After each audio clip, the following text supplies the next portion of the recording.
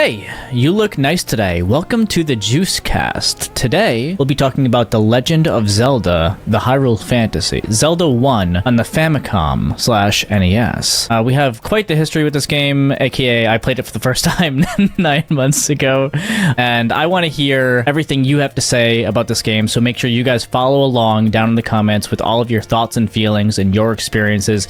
Do you agree with us? Do you disagree with us? Regardless, I want to hear it. Welcome to the Juicecast. Today, of course, I have with me the co-host Lux and Tux, or Friedrich. What up? And you know me, or maybe you don't. I am Juice. I do character analysis over on the main channel, The Juice Box, and we do game analysis and retrospectives over here on the Juicecast.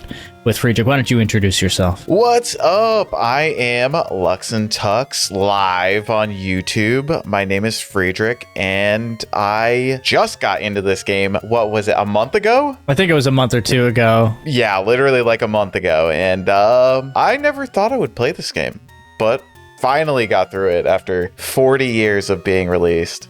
Well, we haven't been alive for 40 years, so yeah, let's talk about our history with the game, I guess, just to start. Not just Zelda 1, but the Zelda series in general. Like, where did you start, and then how did we end up here? Well, first game I ever played was Oracle of Seasons, which is totally different from this. I played that on, I think it was a Game Boy Color game, but I got it for my my Advanced. Yeah, and it was on Color originally. Okay, yeah. It was. Yeah, that's my first memory from a game. Yeah, I believe it was on Color. I think it was.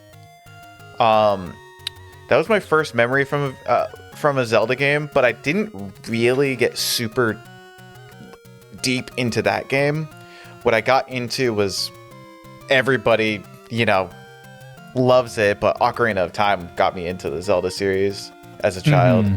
I didn't really care too much about the Advance, because what I was really worried about on Advanced was Pokemon Silver, which was the first game I believe I ever played. Yup. So I really can't talk too much on that game, but I loved Ocarina of Time, and I loved the way that you kind of like finally cared about the characters and what their motivation was and where you were going to go through the story. And then I would say my favorite Zelda game is Twilight Princess for similar reasons, but I feel like they dove more into the character building side of that game more than Ocarina of Time, but the technology just kept advancing so quickly. What else did I put? My original plan was actually never to play the 2D versions. You're the one that got me into playing the 2D versions. I was actually going to start playing randomizers instead for the 3Ds. Which would still be really fun. Yeah. In the future, yeah. I got to finish all the rest of them now. Even I kind of wanted to get into the DS games. I loved Phantom Hourglass, I believe it was called. Yeah, Phantom Hourglass and Spirit Tracks are the two on the DS. Yeah, I never played much. I didn't beat Spirit Tracks because I lost quite a lot of interest, but I played a lot of Phantom Hourglass. I beat that, I think, 3 times because I had no other DS games. Wow. It was a pretty bad game, but it was what, it was a handheld. I had a lot. Hear that? All 2 of the Phantom Hourglass fans watching this, they're gonna be after you, bro. Oh, I hope so. I'll be playing it again. I'm definitely a degenerate. I am a degenerate and had no real interest in playing this game, so I played it entirely for vanity metrics of making a podcast. And after realizing in the first hour that there was a clear skill issue, I couldn't possibly get past. I used a pretty in-depth guide to make the adventure easier for me. And that's kind of when I found out kind of how this game ran. I essentially needed a guide. And that's the intended way to play the game, really. I've never played a game like that. I never needed a guide for it because it's always told me in the storytelling on how to progress. I thought that was very different. I put here that Smash. This is very similar to the way I play Smash. In your notes, you have Smash, really? Yeah. Interesting. Because I'm a very offensive first person, and this game does not allow that to work. You can't be an offensive first person. You have to think defensively. And that's the way I play Smash. Shield button is not a button for me. I don't really press that very much. Yeah, you've got to be a little bit more methodical about this kind of a game. Definitely not what I think. And we'll definitely get into that when we talk about the combat, like, specifically. Yeah. Because that is something that I definitely want to go into. Definitely. I guess I'll talk about my personal history with the Zelda series and also Zelda 1. I was born in 95. So this game released in 86. You know, it's 9 years older than me. And if I were to play it as a kid, then let's say 18 years old, right? Like, let's say I play at 9. So I was out of the realm, out of the era of Zelda 1, right? When I was growing up. But my first video game ever was A Link to the Past because my father and aunt owned a Super Nintendo, right? Early into my childhood, we got an N64 as well, so I got into the 3D entries. But Link to the Past is still my favorite Zelda game now. And, you know, I played that one recently. Again, I played a randomizer for it. Then shortly after, like I said, I got into Ocarina of Time. I played Majora's Mask a little bit. I played Wind Waker all the way through. I played Twilight Princess. And then I skipped on Skyward Sword. I played some of the other 2D entries, A Link Between Worlds. And then I got back into it recently. Well, I don't know. Like on a and year off ago. for the last... Yeah. But on and off for the last, like, 5 years with Breath of the Wild. Right. And then, you know, when I started streaming all the games last year over on the Juice Place channel, I was like, you know, I've never played Zelda 1. I think I did the first dungeon on my 3DS a while ago, because I don't know, I think it came for free on 3DS eventually. Oh, I don't even know. Yeah. So I went through a little bit of the game there, but it was like, what do I do? Right? This game isn't for me. What? It feels so clunky, so archaic. So, like, what is this? Right? You wouldn't have the guide for that too. That would be brutal to go through this game. Well, that's what I mean. It. Yeah. And people did. Yeah. Right? But I tried. Yeah, so I just stopped. I just stopped. And it wasn't until 9 months ago, like I said, where I played Zelda 1 for the first time, and I actually had a really, really good time with it. A better time than I thought I was going to have, because I went into it, I guess, with a little bit more understanding and a game plan of how I wanted to play it, and we'll go into the best ways to play the game after we talk about the game development briefly, because I think that's really important to talk about before we talk about how to play it now in a modern sense, how to play a game from 1986 today and still enjoy it. So yeah, that's my experience. That's and an interesting obviously way to put it too. If there's 1,000, say there's 1,000 games in your library that you can play readily, is a game from 40 years ago really something you're going to dedicate time to? You have to be thoughtful about it, I think. Yeah. You have I to think want thoughtful to play is a good word. You have to want to finish it. Totally. Just as you would like any game, because like nowadays it's so easy to get distracted, to pick a game up, put it down, and play something else, right? But the way that, you know, at least I play games on stream is I play them to completion anyway. So it's almost like so it's like the audience is holding me accountable anyway, because they want to see it through. They want to see the storyline of what happens regardless, right? If I really don't like a game, if I really hate it, then I might not finish it. There's been only one game that I haven't finished yet on stream, and it's Kingdom Hearts 2. And I know I just annoyed a bunch of people, but Kingdom Hearts is not my thing, no matter how hard I've tried. I have been steadily playing it off stream, and there are things I appreciate about that series, but this is not the time for talking about Kingdom Hearts. But yeah. All right, so let's talk about go ahead before we talk about the game development. I was going to say you just get distracted so easily from other games that you are like in the moment more interested in. I totally understand why, especially in that game that you didn't enjoy, you can find something you enjoy and, keep your momentum of wanting to keep playing video games alive. Gotta love it. Yes, you do. And all right, so I think now, before we talk about the best ways to play, we're going to talk about the game development. And for those of you who are already familiar with this or have anything to say, again, put it in the comments below, because there are things that I probably missed that I definitely missed. I 100% definitely missed a lot of it. There was so much to get through. Yeah, I did a lot of research, so shout outs to everyone who has videos on the development or articles on the development of this game out on the internet, because it definitely helped a lot in my own research. And it's stuff that it's kind of been floating around in my head from watching so much content on retro video games over the years, but like even from high school.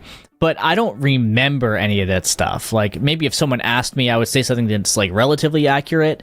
But no, I had to take notes for all this because I wanted to make sure the information is accurate for you, the audience. Same. I took pretty dedicated notes for some of what I could find. But yeah, over the years, I'm the same way. I've looked into various things about video game like lore, but I never got into this one specifically. Yep. More the 3D versions of games. Do you have anything about like when it was released or anything like that? I have the development window. I'll start with the concept behind the game, I guess, right?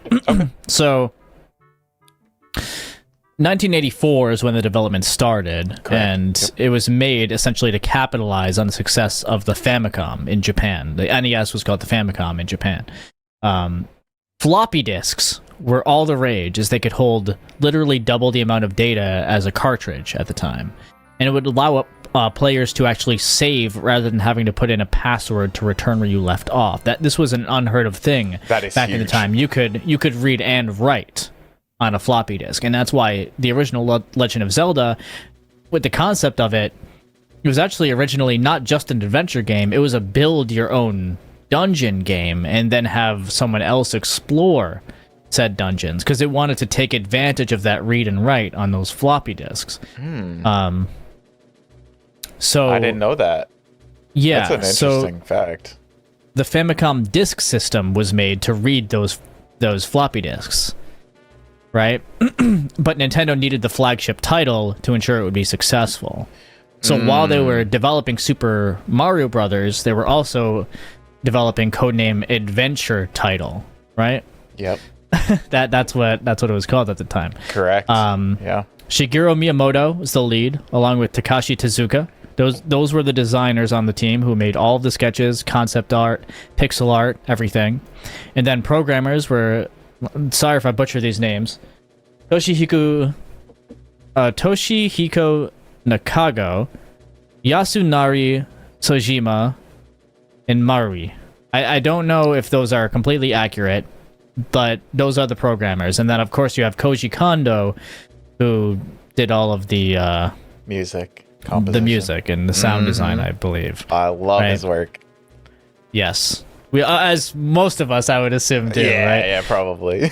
One of the biggest video game composers of all time, right? Like, those melodies will be stuck in our head forever. It's amazing what he did. Him and Nobuo Uematsu are the two, like, pillars of video game Final Fantasy composer. Yeah. No, I mean, there are plenty of other greats out there, but when I think of, like, top video game composers, those are the two names that always come to my mind. Do you have anything to add on this so far? Yeah. It came out in 86 in Japan, February 21st, 1986, but it took until August 22nd, 87 for us to receive it in the United States. So a year and a half passed in time between the time that they released. And it's that funny, was a lot more common back then.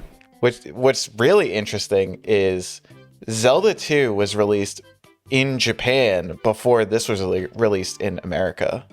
That's wild. Yeah. Zelda 2 had a much shorter development window then. It was about a year.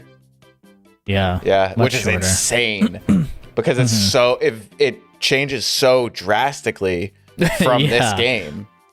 Yeah, we'll be talking about Zelda 2 later in the year, along with some of the other 3D entries, but we're gonna give Friedrich a break before he plays Zelda 2.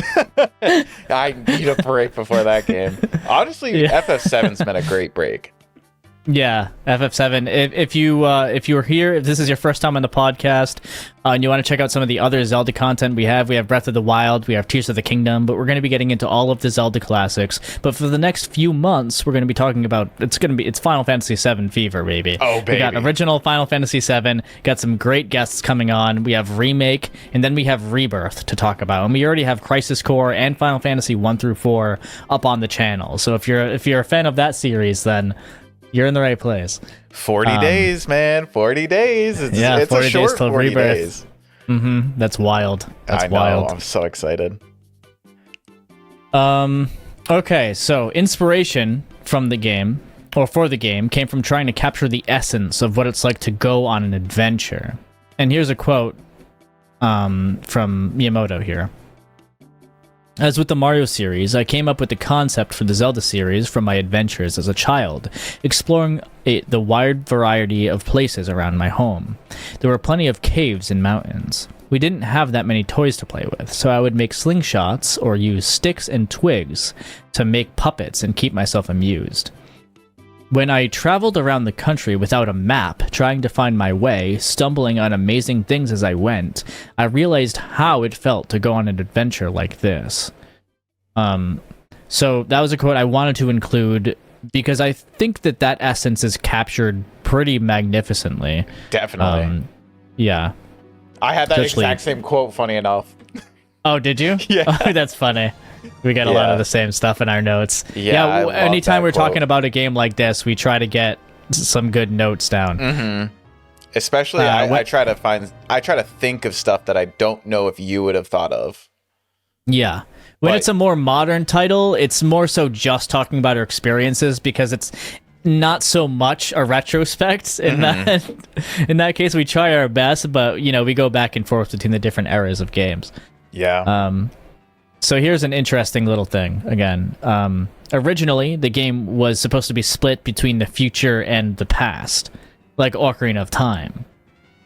Really? I don't know if you knew that. I didn't know that. Yeah. Really? Yeah, and it's kind of interesting as well that A Link to the Past was named what it was here in the US, despite not having connections to time travel at all. Yeah. I think it wasn't called that in Japan. Yeah, but like the Triforce were these electronic microchips for the futuristic setting. That's what the Triforce originally was. Really? It was, oh, that's actually kind of a cool fact. I did not know at all. Yeah. Wow. It was supposed to be Ocarina of Time. So is Ocarina of Time his vision for this game? No, I don't think so. I think that it's just that things that didn't make it in Zelda 1, Zelda 2, A Link to the Past, all of these like game design ideas get carried over because that's just how art is. Yeah, that's It's like if you can't fit all of your ideas in one game, they'll carry their way into the future titles. And that's happened even in Skyward Sword with the futuristic setting and everything else and time travel that's in that game. That you'll see when you get to that game. I haven't even played it yet. I just know that it has that. The first or even game in the Breath series. of the Wild. Even Breath of the Wild. Like with all of their technology and everything. Yeah. I got a lot on Breath of the Wild later. Yeah. They named the main character Link as he was supposed to be the link between time periods. Before he was the link between you, the player, and the game, he was the link between time periods. But yeah, the later Link was named to represent the link between the players and the game, putting yourself in that world. It's for this reason that Link doesn't speak. Having a speaking protagonist would break that illusion. And even in the instruction manual, let me pull up exactly what it says here. Is it true that they never intended to give him a voice? because I thought they never gave him a voice because they got so heavily criticized from the voice that they gave him in the, wasn't it like a TV show? Yeah, it was a TV show. Isn't that the reason? I don't know. I thought it was the reason. I don't think that was the reason. I think they would have needed to give him a voice in the cartoon.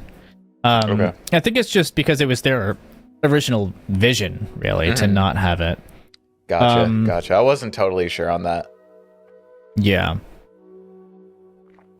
So even in the guide here, it says that Are you trying to read the part with the mountain?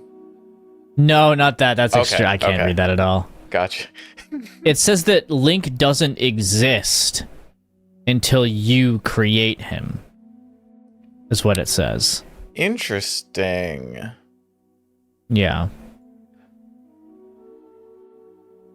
Now that you have created a Link character, you are ready to start Link's adventure. Like, a Link character. They're like not even...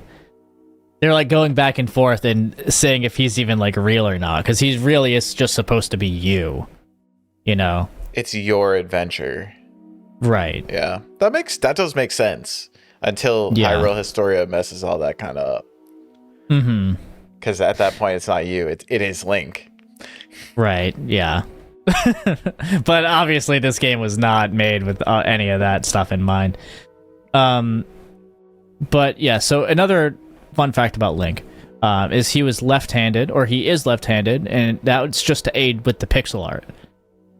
Same when it came to his pointy ears, big sword, and shield, so he would stand out. And a huge inspiration for his outfit was Peter Pan, which a lot of people know, but I like to point it out there. Do you have anything to add on this before I continue? I do not. You added a lot of what I had, and more even. Some of those really good facts. I'm honestly impressed. I didn't find some of that stuff. Like I found so much. Okay, yeah, that's really interesting. I'm glad that I get to watch this in the future and try and remember all of it. The most interesting thing for me that I didn't know is that it was supposed to be like a dungeon builder, like the one that was in the extra mode that's in Link's Awakening on Switch, which I can't wait to get to Link's Awakening. By the way, I still haven't played that game. You can make your own dungeon? It's sort of like they have like rooms that you can pull from, and then you can share them and stuff. Okay, cool. I didn't even know that. They should eventually make a dungeon maker like Super Mario Maker. That would be awesome, actually. I don't know if they've ever even thought of doing that, but that would be really cool. Oh, I would be surprised if they haven't thought of it. I would be surprised. Actually, wait, they have thought of it because that was the original intention. What am I saying? Yeah, is the thing we said. But they just found the discovery aspect of actually playing through those dungeons to be more fun, so they just went with that. Also, that fact that this game was more expensive than the other games. Yes. When the game released, it was more expensive than other games, at least in the US. I don't know about... I mean, I don't know if the Famicom Disk System games are more expensive than the regular Famicom games in Japan. But when it came to the US, at that point, there was no Famicom Disk System in the US. But carts had developed to a point where you can put more things in them, like a battery and everything else. So because it took more, there was literally more technology in the cart. You had never seen that before. In fact, it was even in a gold cartridge, the Zelda 1 and Zelda 2. It was more expensive than other games.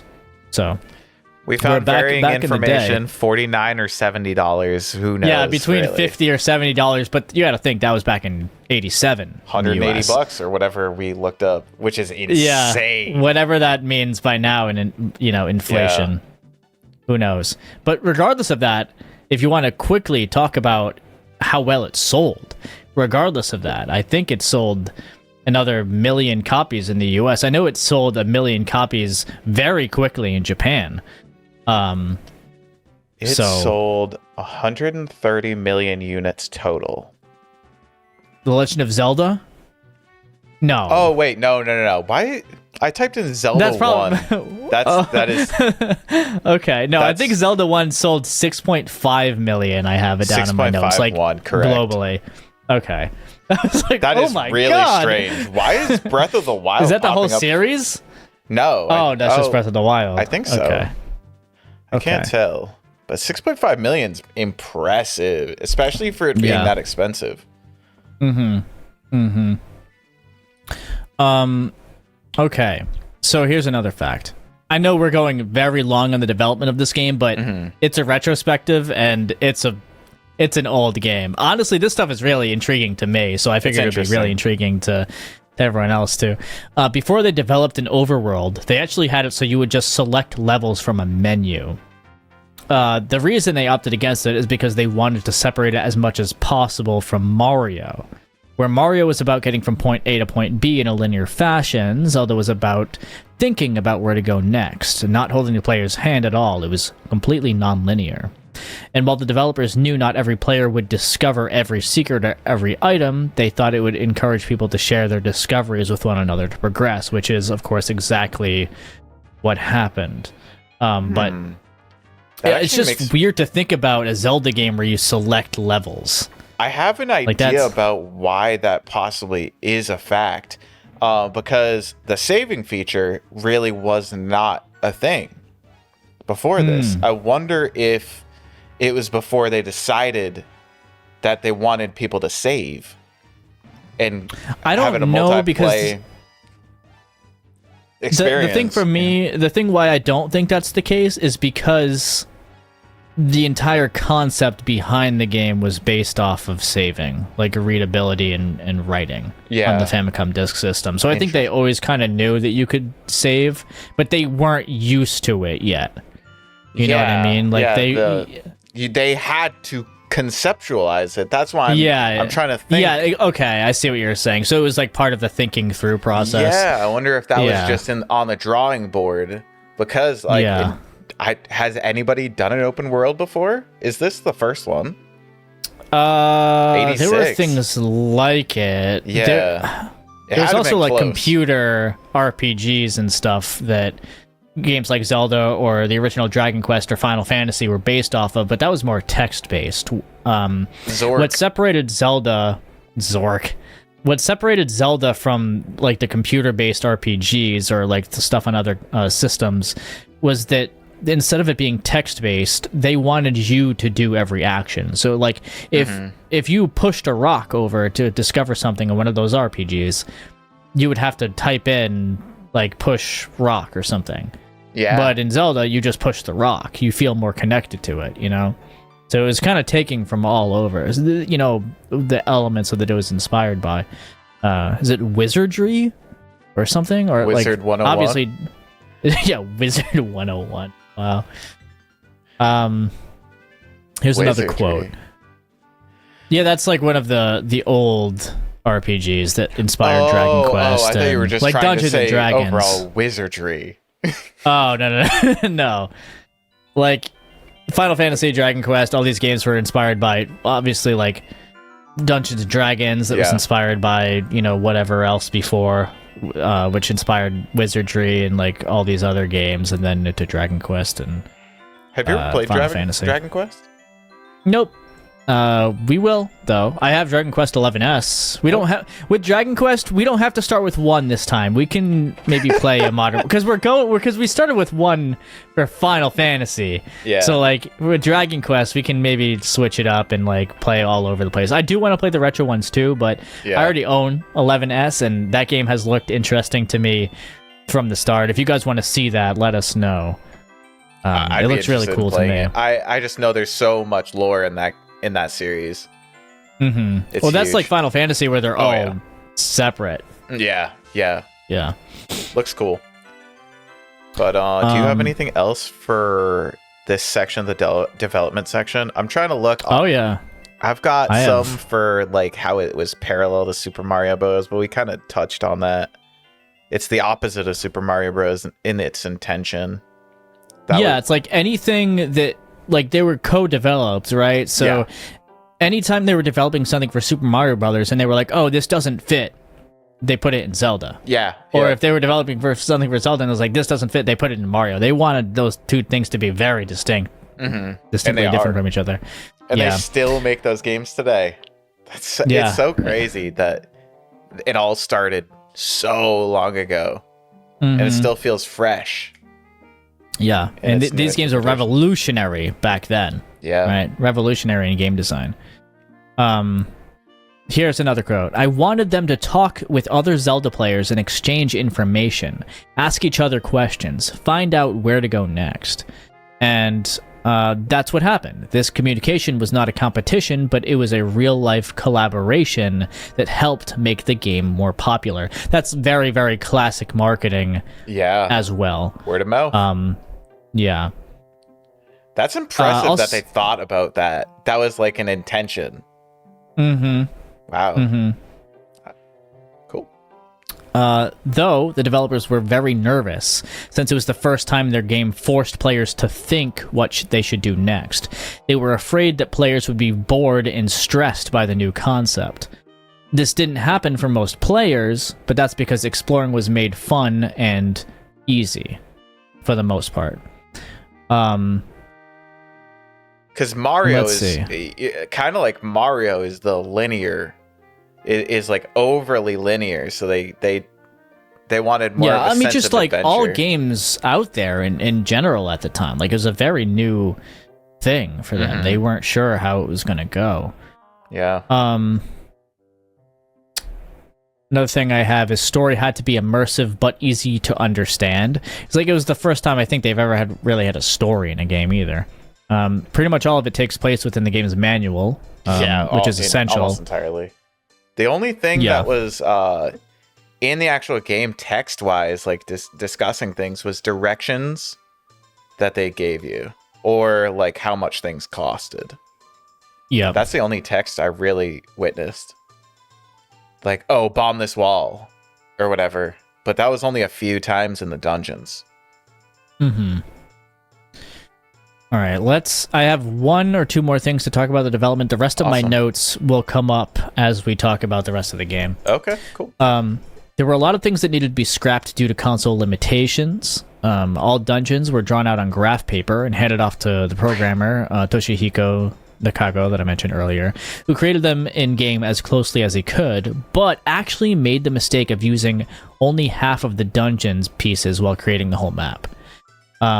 Really? But the team and Miyamoto especially said it looked good as is, and so they used the remaining memory to create the second quest. By the way, neither of us played Second Quest, so we won't be discussing it very much in the podcast, just so you know, because we don't have much experience with it. Just so they're aware. This is just initial game. Yeah, the first quest. Yeah. For the longest time in development, they were using the composition of Bolero for the title screen, but the copyright was not up for free use. It had only been 49 years and 11 months since the death of the composer, where you need it to be 50 years before it goes back into the the hands of the public. Yeah. So Kaji Kondo had 1 day to create a new arrangement of the overworld theme to use for the title screen, and it ended up working a lot better. That's fascinating to me. He made that in 1 day? The title screen, yeah. The title screen song. That's impressive. Yeah. Especially because you hear it reminiscent in games forever. Yeah. Well, I mean, the overworld theme,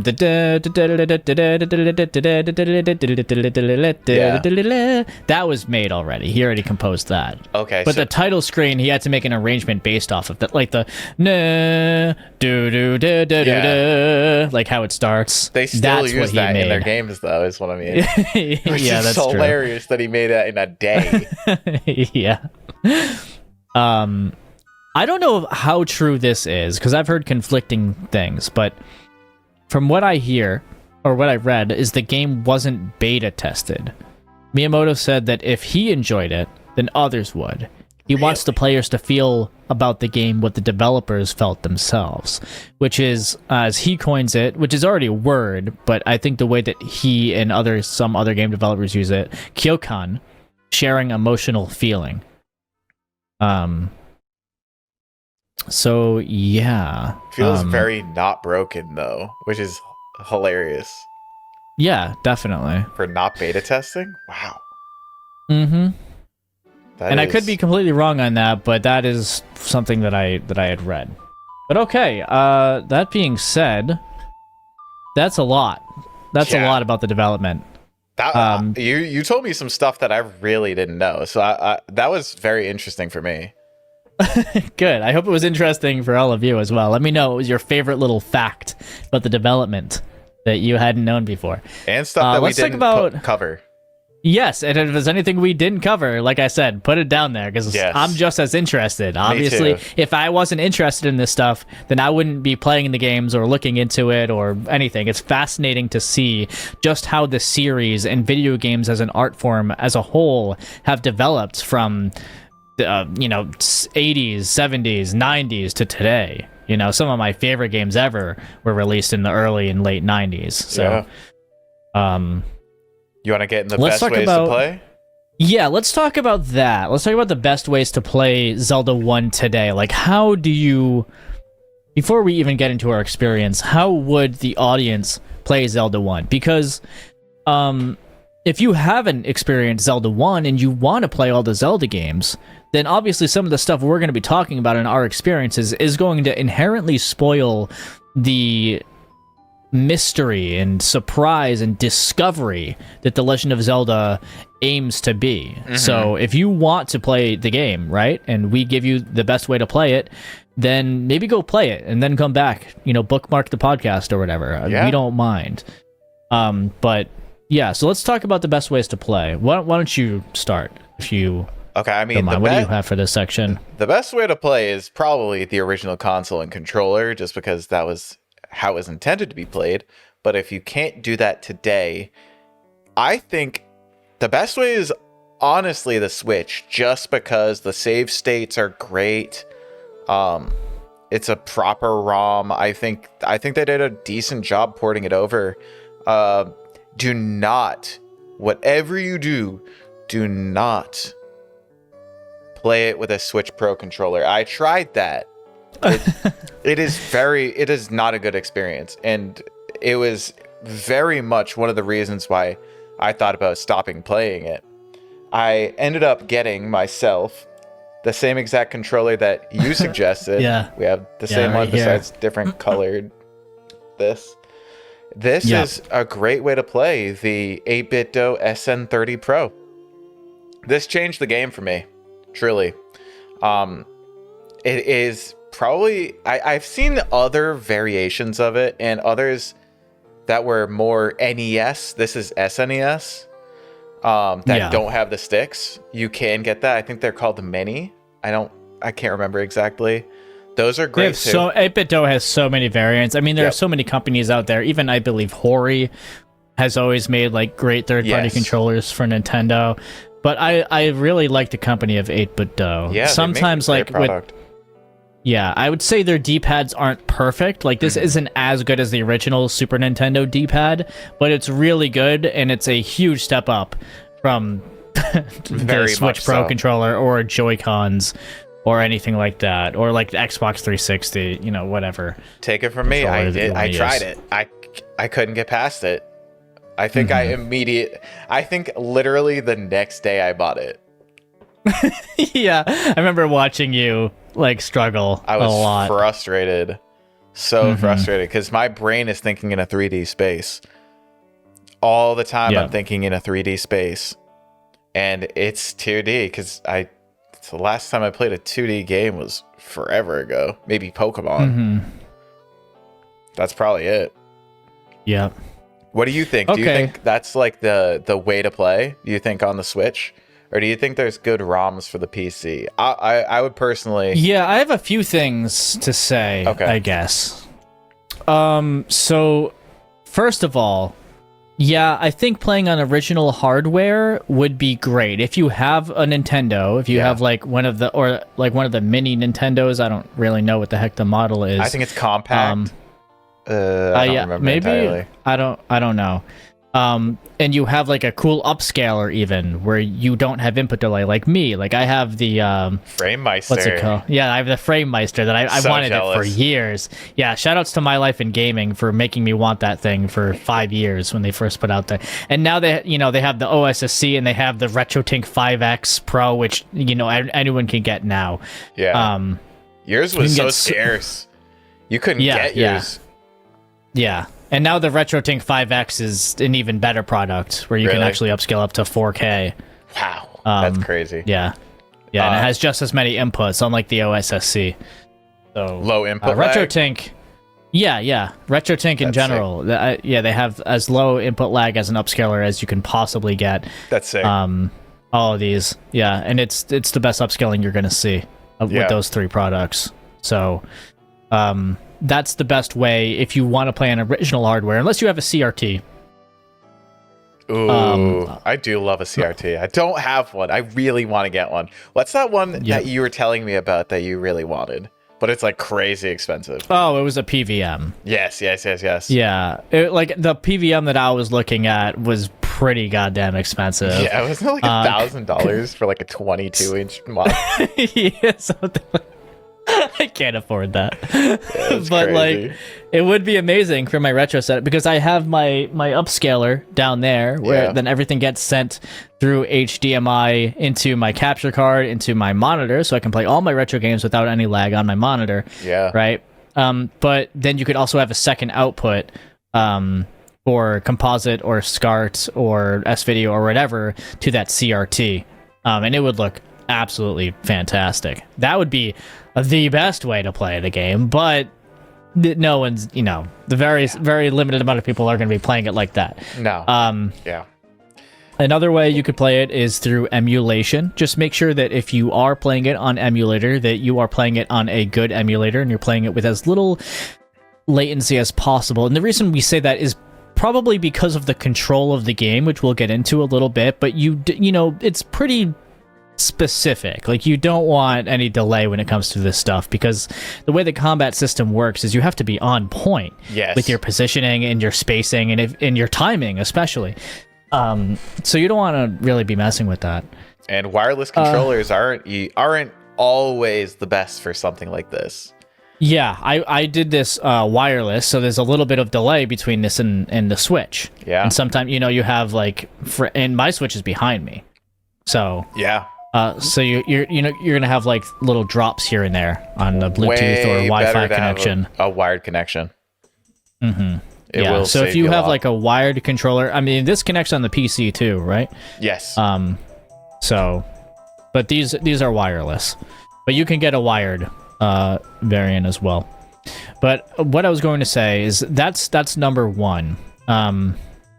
If you want to play it on Switch for the save states, that's cool too. It's not necessary, but if you do play it on the Switch that already has the save states built in or whatever you emulate it on, another couple options for you are Zelda 1 Redux, which is a really cool Zelda 1 ROM hack, which actually has the map filled in for you as you go through, as opposed to on the original Zelda 1, where it just kind of shows you where you are in position on the map in-game.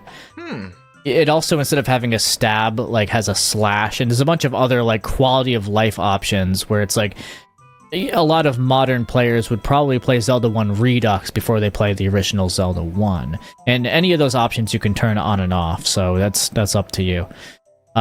There's also Zelda BS, which I believe was a Zelda 1 remake on Super Nintendo, which was it's a Teleview exclusive.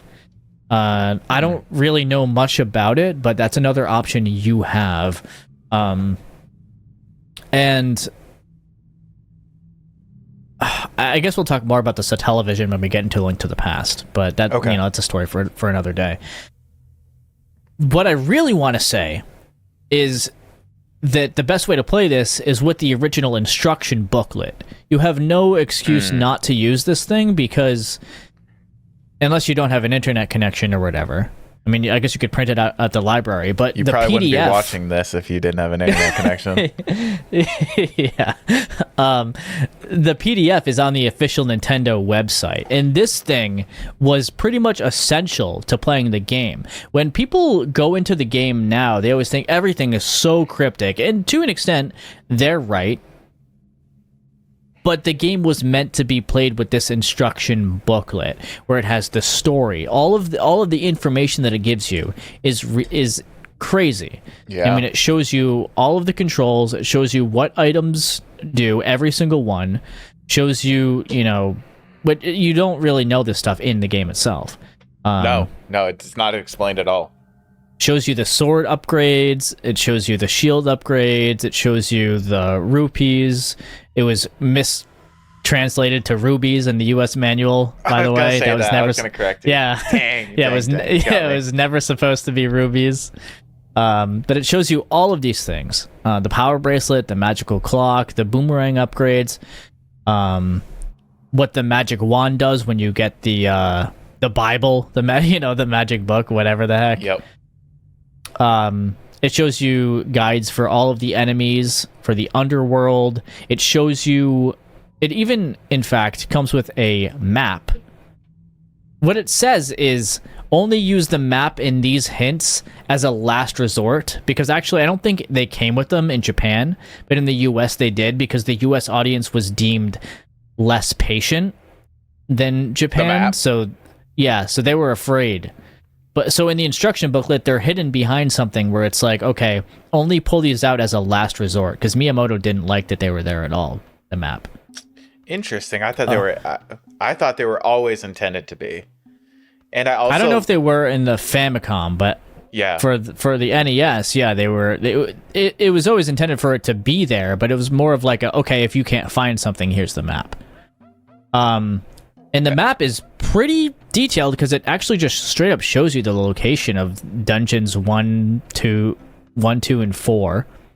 And it also gives you full maps of level 1 and level 2 and what items are in the maps. And it tells you how to make your own maps of the other dungeons. And I'm looking at it right now. And the enemies that you'll encounter as well. Yep, the enemies that you'll encounter. And it shows you like, okay, if you get this, the letter from the old man, you can give it to the woman and blah, blah, blah, and like all of this stuff. And it even shows you like question marks on the map to let you know where certain secrets or mysteries are. You know what I mean? Because there's some stuff that's so cryptic that you wouldn't know. But in this map, you have the little question marks above those squares. So I would say definitely if you're going to play this game today, play it with this manual, because this is how it was intended to play. And like I said, it's just up on the Nintendo website. I wouldn't use like a walkthrough unless you absolutely need it. Like I said, you have to give this game the time of day, like how it was intended to be played in the first place. One little thing that could be a quality of life for certain players that may not be as patient, may not want to go through like the levels. The save states are really useful, but there's actually something even a little bit different on the Switch specifically. There's a rewind function that you can rewind a few frames if you say you made a catastrophic mistake, but the rest of your run was great and you don't want to go back to where you saved. You can just go back a few frames. I'm not saying that you should rely on this, but it is a tool, especially for somebody playing for their first time and maybe not used to a game like this. I used it myself. It helped a lot. Especially getting used to the controls and everything, which we'll get into soon. I think that's only on Switch, though, I believe. I don't know if any of the other... Yeah, I mean, it might be in some other emulators, but yeah, it's definitely on the Switch, and it's definitely useful there. Yeah. So that's where I played it. I played it on the Switch myself. I think I used save states a couple times, mostly in Dungeon 6, which we'll get into later. I hate that. God. That dungeon's crazy. It's funny that I used save states in Zelda 1 and never in Zelda 2, despite Zelda 2 actually just straight up feeling unfair to me, where Zelda 1 didn't really feel that way to me. What was that one boss that like you just so happened to beat, and it was like kind of, it moves around like really sporadically? In Zelda 2? Yeah, it was one that we made a short on. The Thunderhead thing. It was the second to last boss. Yeah. It took me a while because I kept running out of magic, and you need a bunch of magic to use Thunder to make the thing vulnerable in the first place. And then you fight Dark Link at the end. That's where Dark Link comes from. That was a fun short to make. Yeah. You just like, oh, I beat it? Okay. Yeah. Yeah. And then I was like, oh, no, I didn't. That's not the final boss.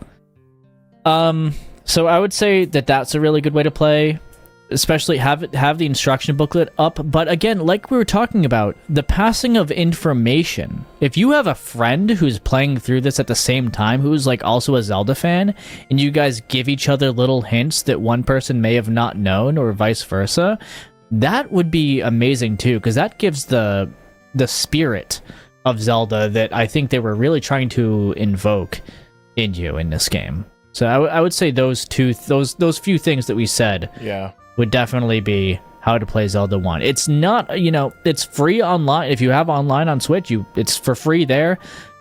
Just don't use the crappy Switch Pro controller, or, emulate it.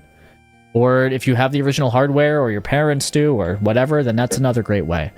But yeah, million ways to play the game.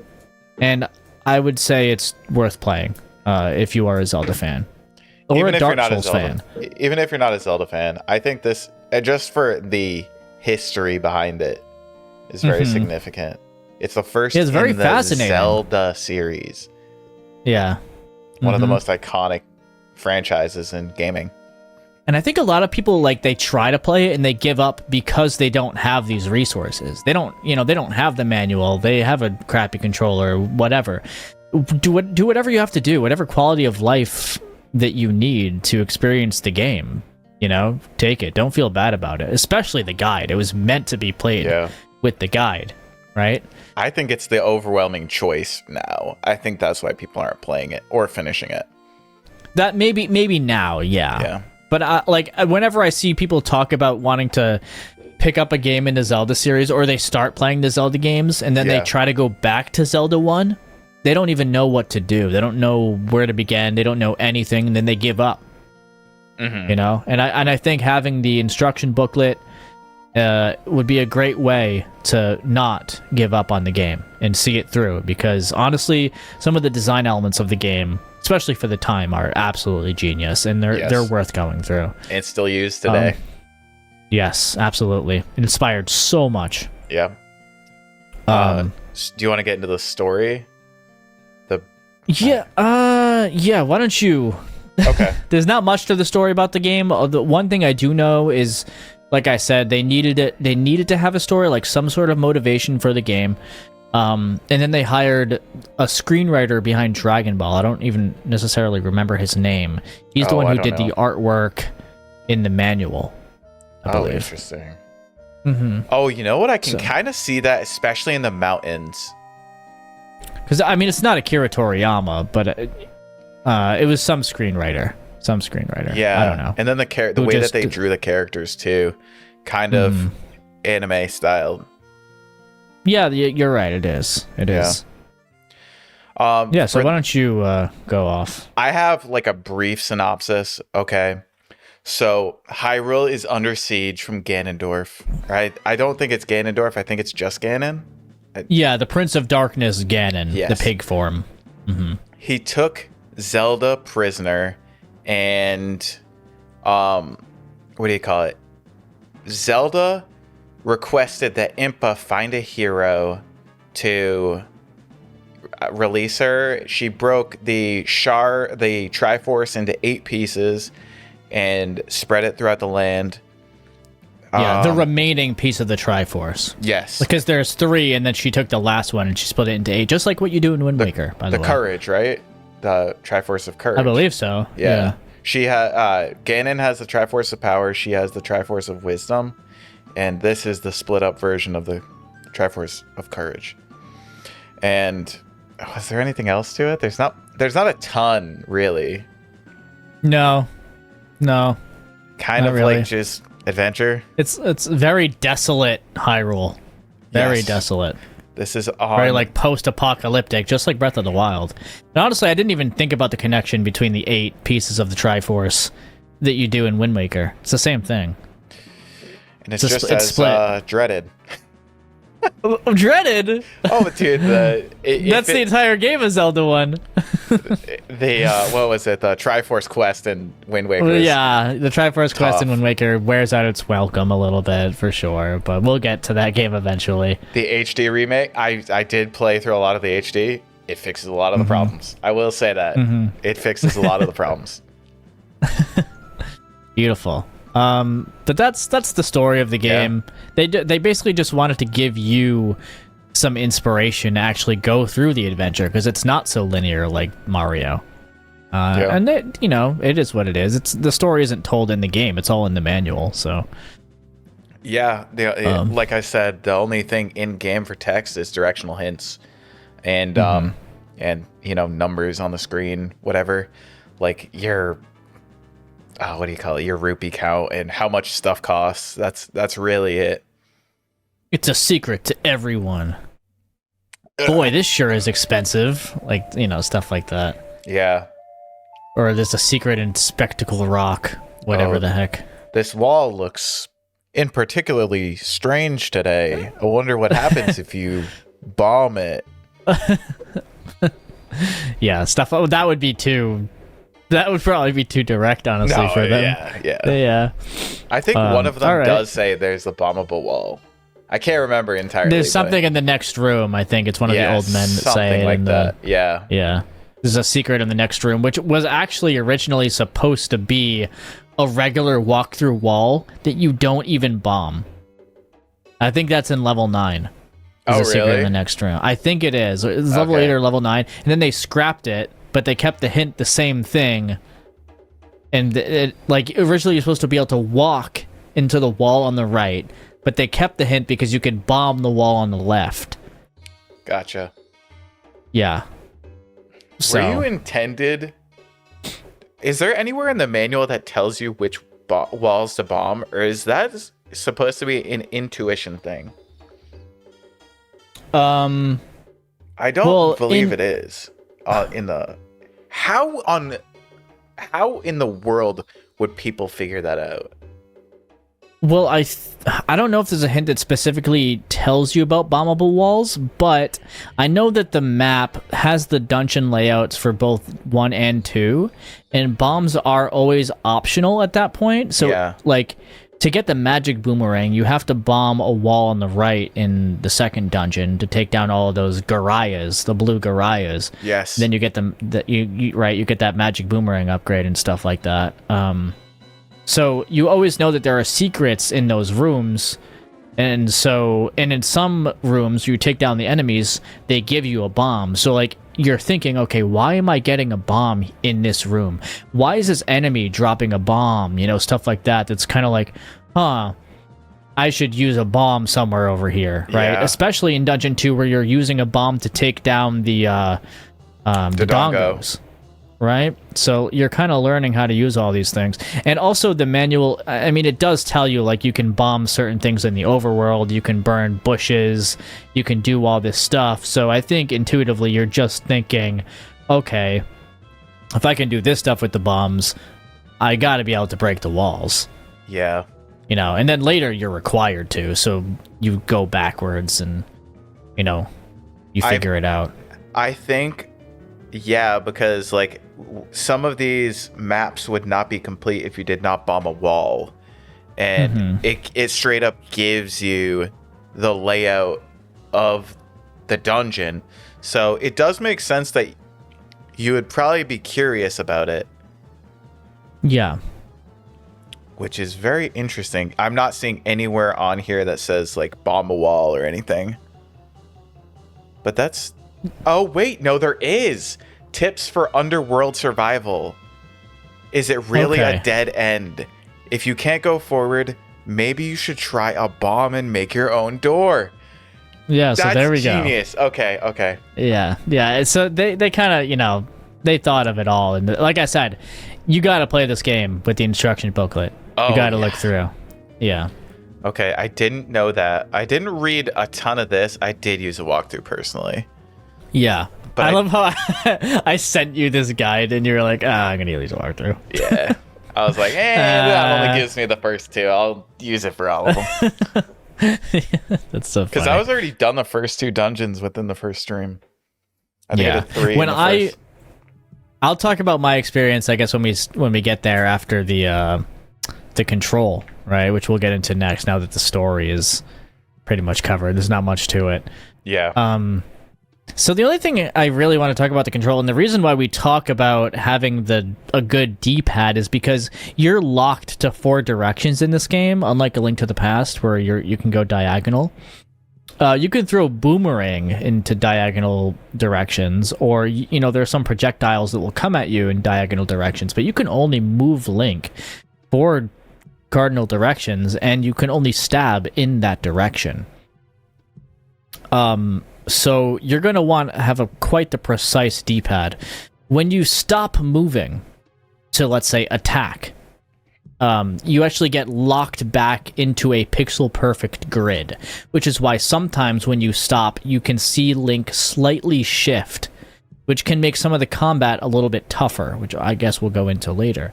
But the reason why that is the case, especially for a game back then, is because some of the entrances and exits are exactly like 1 pixel long, so you would need to be on that grid in order to go up the stairs, for example, which is a very small, like, perfectly fits Link, or some of like the entrances in the overworld or the underworld, I believe, is the reason for that. I didn't notice that. It didn't ever feel like a problem to me. Mm-hmm. It's pixel perfect. Like the entranceways are exact to his dimensions. That's very interesting. I know some of them are, yeah, which is why it locks him back into that grid. Because if you go off that grid, then you got to think how hard it's going to be, at least for a game back then. Yeah. How hard it's going to be to like go up those stairs. Like how are you going to line yourself up if you're not locked to that grid? You got to think about how small the pixels are back then. Yeah, that is true. Mm-hmm. I think it was 144p, something like that. 240p. Nah, I don't know. Something crazy. 1p. Literally 1p. 1 pixel. Yeah. So yeah, that's really all I needed to go over with the controls. You press A to do a normal attack. You press B to use your item. You pause and you hit select to pull up your sub menu that lets you select any of your other items that you want to put on B. I think that's about it. That's really all there is to say in the control. It is a very stripped down controller. So yeah, there's just not much that it has the ability to do. Yeah, you don't have shoulder pads or anything on the NES. So a lot of these buttons are extras on this. Yeah. Mm-hmm. So it can be distracting if you're used to using a controller, like a one with a bunch of shoulder buttons and stuff. It can be distracting. Mm-hmm. But I never really, got too distracted by it. Yeah. Do you want to get into the exploration part? Okay, sure. I'm going to let you start off with this. Okay, I'll start off with the overworld. So, the overworld is massive, especially for this time period.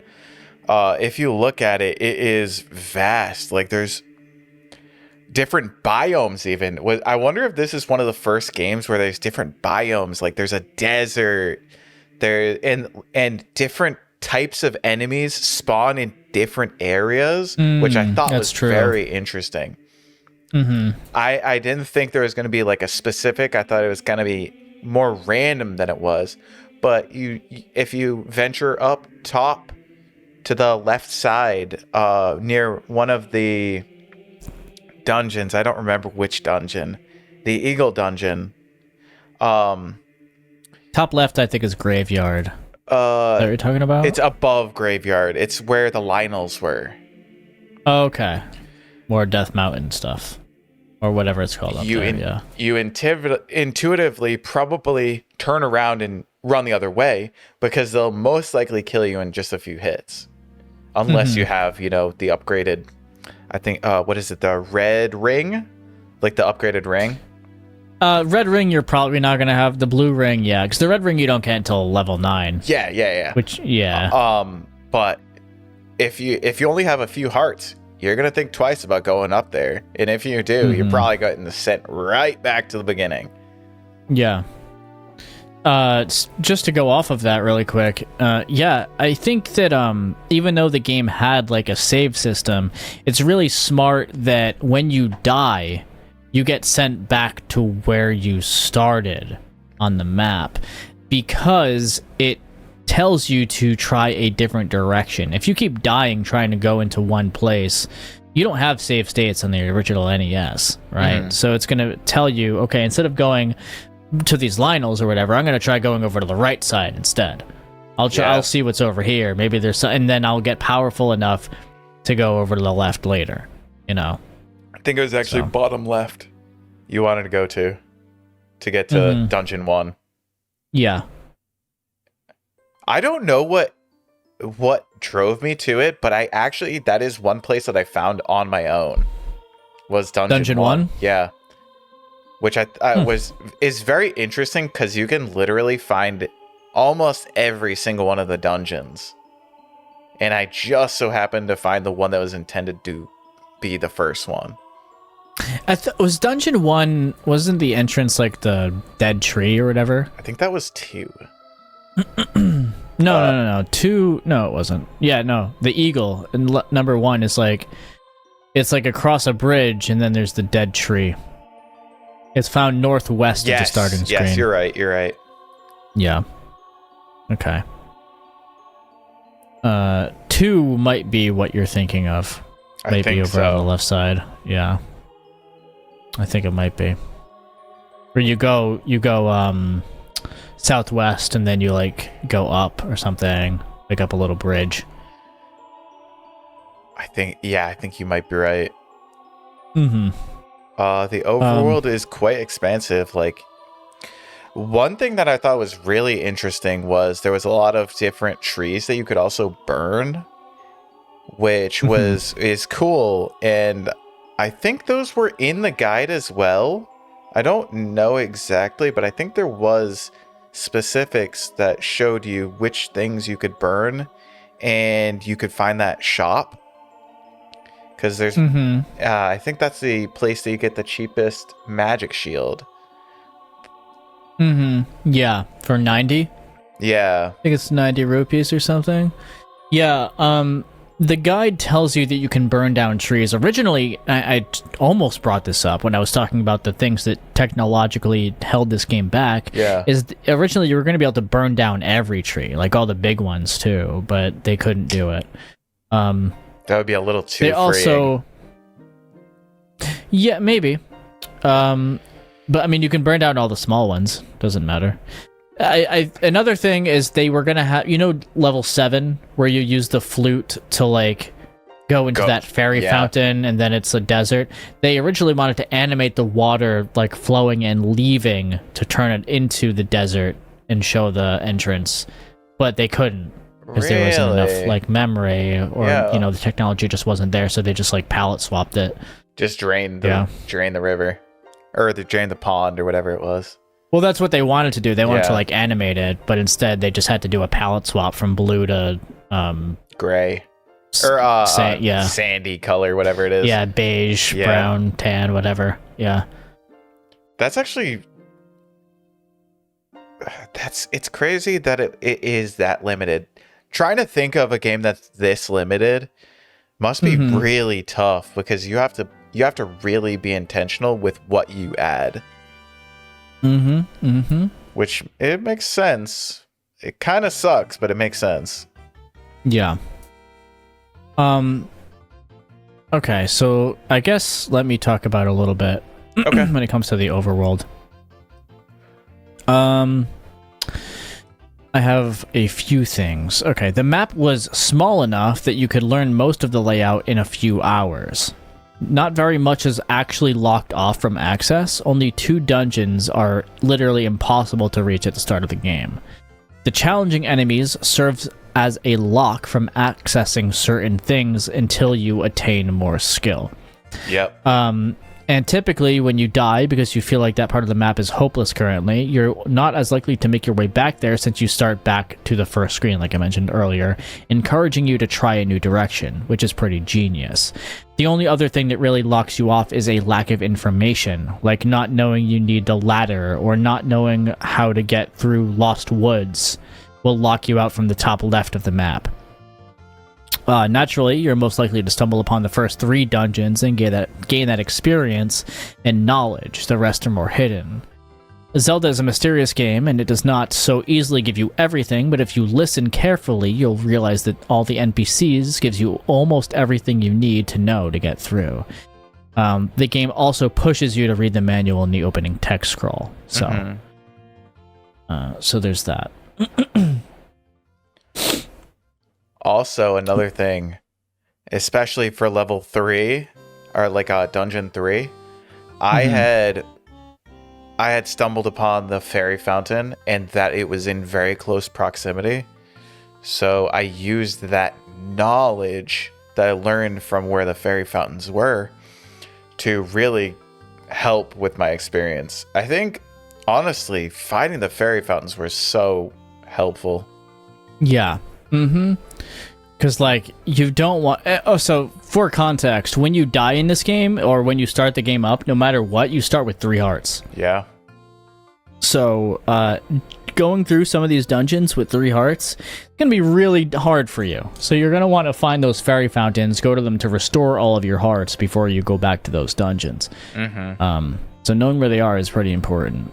Very, very much so. Okay, you were right. The first level is across the bridge. That's what I was thinking of. I was thinking of level 3 because I played 1 through 3 in the same stream, so I probably just jumbled them all together. Yeah, I did the same thing. I did 1 through 3. Yeah. So if you do enough exploring, you'll find upgrades that you need, along with if you are using the map in the guide, let's say you are, then it will show you exactly like the maps of dungeons 1 and 2. So you have that stuff pretty much all set from you from the get-go, and doing that is teaching you the language of the game. Anytime you talk to one of these NPCs, they're giving you a little hint of what to do next. Now, some of these hints that the NPCs give you are just, you're not really gonna know what to do with it, because some of the hints don't mean anything to you unless you already have knowledge. Yeah. Right, and I guess that's kind of where, like, the social aspect of the game comes in. Like, I like, for example, level 9, to get there, I think one of the hints, it says something about Spectacle Rock, right? But how would you know what Spectacle Rock is? Because it doesn't say it. It doesn't say it anywhere. It doesn't say what Spectacle Rock is. Yet you have to know that that's what that location is called in order to access level 9. Now, for me, as a modern Zelda player who, you know, I played Zelda 3, I've played all these games, I know what Spectacle Rock is, I know what it looks like. It's two giant rocks next to each other on Death Mountain. Now, I can take that information and be like, okay, I can bomb one of these 2 rocks and get to level 9. But back then, I don't know how they really knew that. That is, yeah. Honestly, I don't even remember that dialogue. It's one of the old men in a dungeon, I believe, says it to you. I probably just was talking crap about him and just ran away. That's fair. Is that the one? That's the one on Death Mountain? Spectacle Rock is on Death Mountain. Oh, I remember that. Do you remember the... I wonder how people figured out where to burn that bush for the hidden dungeon? There is a hint from an NPC that says, it's like, set fire to the bush of dead ends. And that bush, like, directly makes a dead end on 2 paths. And it also looks really like peculiar. Out of place. Yeah, it's like it looks out of place compared to the other ones. Yeah. Some of them though are just like ridiculous. Like, for example, that old man that either gives you a heart container or medicine, which is like 8 bushes from the left of one of the screens. Yes, yeah, I went there. Yeah. That one's weird. When I played the game, by the way, I played it with I didn't know that this guy like had all this stuff. So Yeah. what I was like, okay, I'm gonna use the social aspect of my stream to give me hints, but only when I ask, and I'm gonna have a map up. But the map I used also kind of gave me the locations of some of the secrets. Gotcha. It showed me like where heart pieces were and stuff like that. So in retrospect, I wouldn't have used that, and I would have just relied on the information that the world gives me. But I just wanted to bring that up. So like I kind of knew where certain things were where other people would not, which I was okay with for a stream experience. But yeah, for sure. There's actually a lot of stuff that you can get right away without even needing to hit your first dungeon first, which I thought is really cool. Like immediately you were told me, track down the white sword, track down the blue ring, track down the arrows, the bombs. The extra heart pieces were really useful. The rubies that you told me, you can go here and get, say, 30 rubies right away, or rupees, however it was intended. You can find those right away, and those aid in the beginning of the journey so much. Isn't a lot of it is the question marks on the map, right? Almost all of it. Oh, like in the instruction manual? In the manual, yeah. I believe most of that, what I just mentioned, is the question marks around the map. Yeah, sometimes it's a dungeon entrance. Sometimes, like the dungeon Fairy entrance to number 7. Well, no, it's the one that's not a fairy fountain. It's the one to the left of the fairy fountain is a question mark. That's the entrance to, I believe, dungeon 7. That's the one you use the flute and it drains gotcha. Yeah. And there's also a hint from an NPC that's like where the fairies don't, or where they don't live or something. So you think yeah. But yeah, with prior knowledge going into the game, like I think you need 5 hearts for the white sword. So you can get it as soon as you get 2 heart containers. It's 5 or 6. Something like that. Yeah, I think it's 5 probably. Yeah. And that obviously makes you stronger. Like you can do it so fast. Yeah, you can find a couple heart containers. You can find bombs or whatever. Go get the white sword, make your life easier. You're probably not going to grind for the blue ring before dungeon 1, but maybe you'll get it by the end of dungeon 3 or something. Because it takes 250 rupees to get the blue ring for the armor upgrade. I'm pretty sure I did that, and I think I grinded rupees right away so I could get the shield too. Because the shield, I wanted to find the best place to buy the shield, because I think somebody in my stream told me that, don't buy it here, you'll find a better place. Yeah. Because it's in multiple shops. You burn a tree. A tree, I think. It was the best way to get it. Yeah. And it's the one that's actually to the left of that other one that I was talking about with the heart container. Yes, it's the next screen over, I believe. Yeah, it's the screen to the left. Yeah. Cool. Yeah. In fact, that reminds me, on the Switch, there's actually a version of The Legend of Zelda on the shop, or on the NES, whatever it's called, emulator. Yeah. That has you start off with like so many hearts, the blue ring, and a better sword from the get-go. It's like harder? No. It's supposed to be more accessible. Gotcha. Yeah. It's like it's a separate like ROM on the Switch Online that starts you off with more stuff. Let me look it up what it's called as you talk about more exploration stuff. Oh, I could talk about do you want me to start talking about the overworld or continue with the underworld, or continue with the overworld? You can talk about the underworld, yeah. Okay, well, the first underworld was pretty straightforward and not that long. This one's probably the most accessible for the noob. This is the Eagle. It is made difficult because if you don't have, any upgrades to your hearts, you're running into here with 3 hearts and possibly a wooden sword, which would be very unfortunate. You have to go against Garaya, Red Garayas, Wall Masters, Stalfos, Gel, and Keese in here. Stalfos, Gel, Keese are all quite easy to deal with. They're nothing. The Garaya isn't the hardest, but the Wall Masters might trip you up. The Wall Masters, don't they bring you back to the beginning of the level if they get you? Yeah. It's very annoying. Even the boss was quite easy for this one. This was really, a simple one to get that extra heart piece. I would probably recommend exploring the overworld a decent amount before going into the underworlds. Just get used to the map and the way that things move, the way that Link moves before you go in, because the challenge will start mounting against you.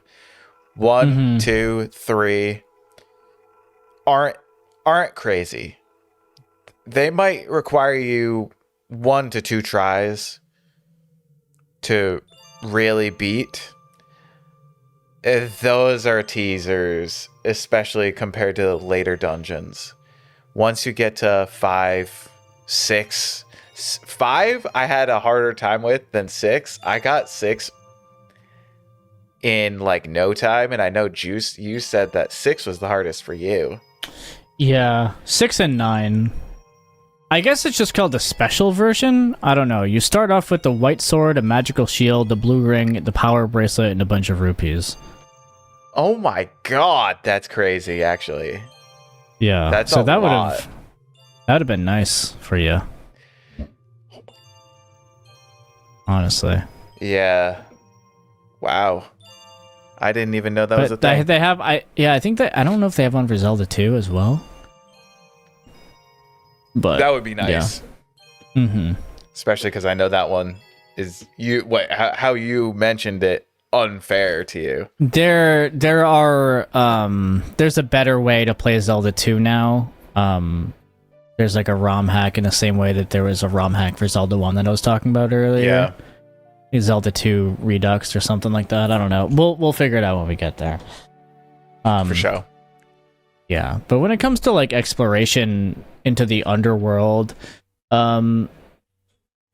first of all, we talk about the dungeon entrances from the overworld to the underworld, and how the underworld is technically all connected down there or whatever, right? That's how it's explained in the story.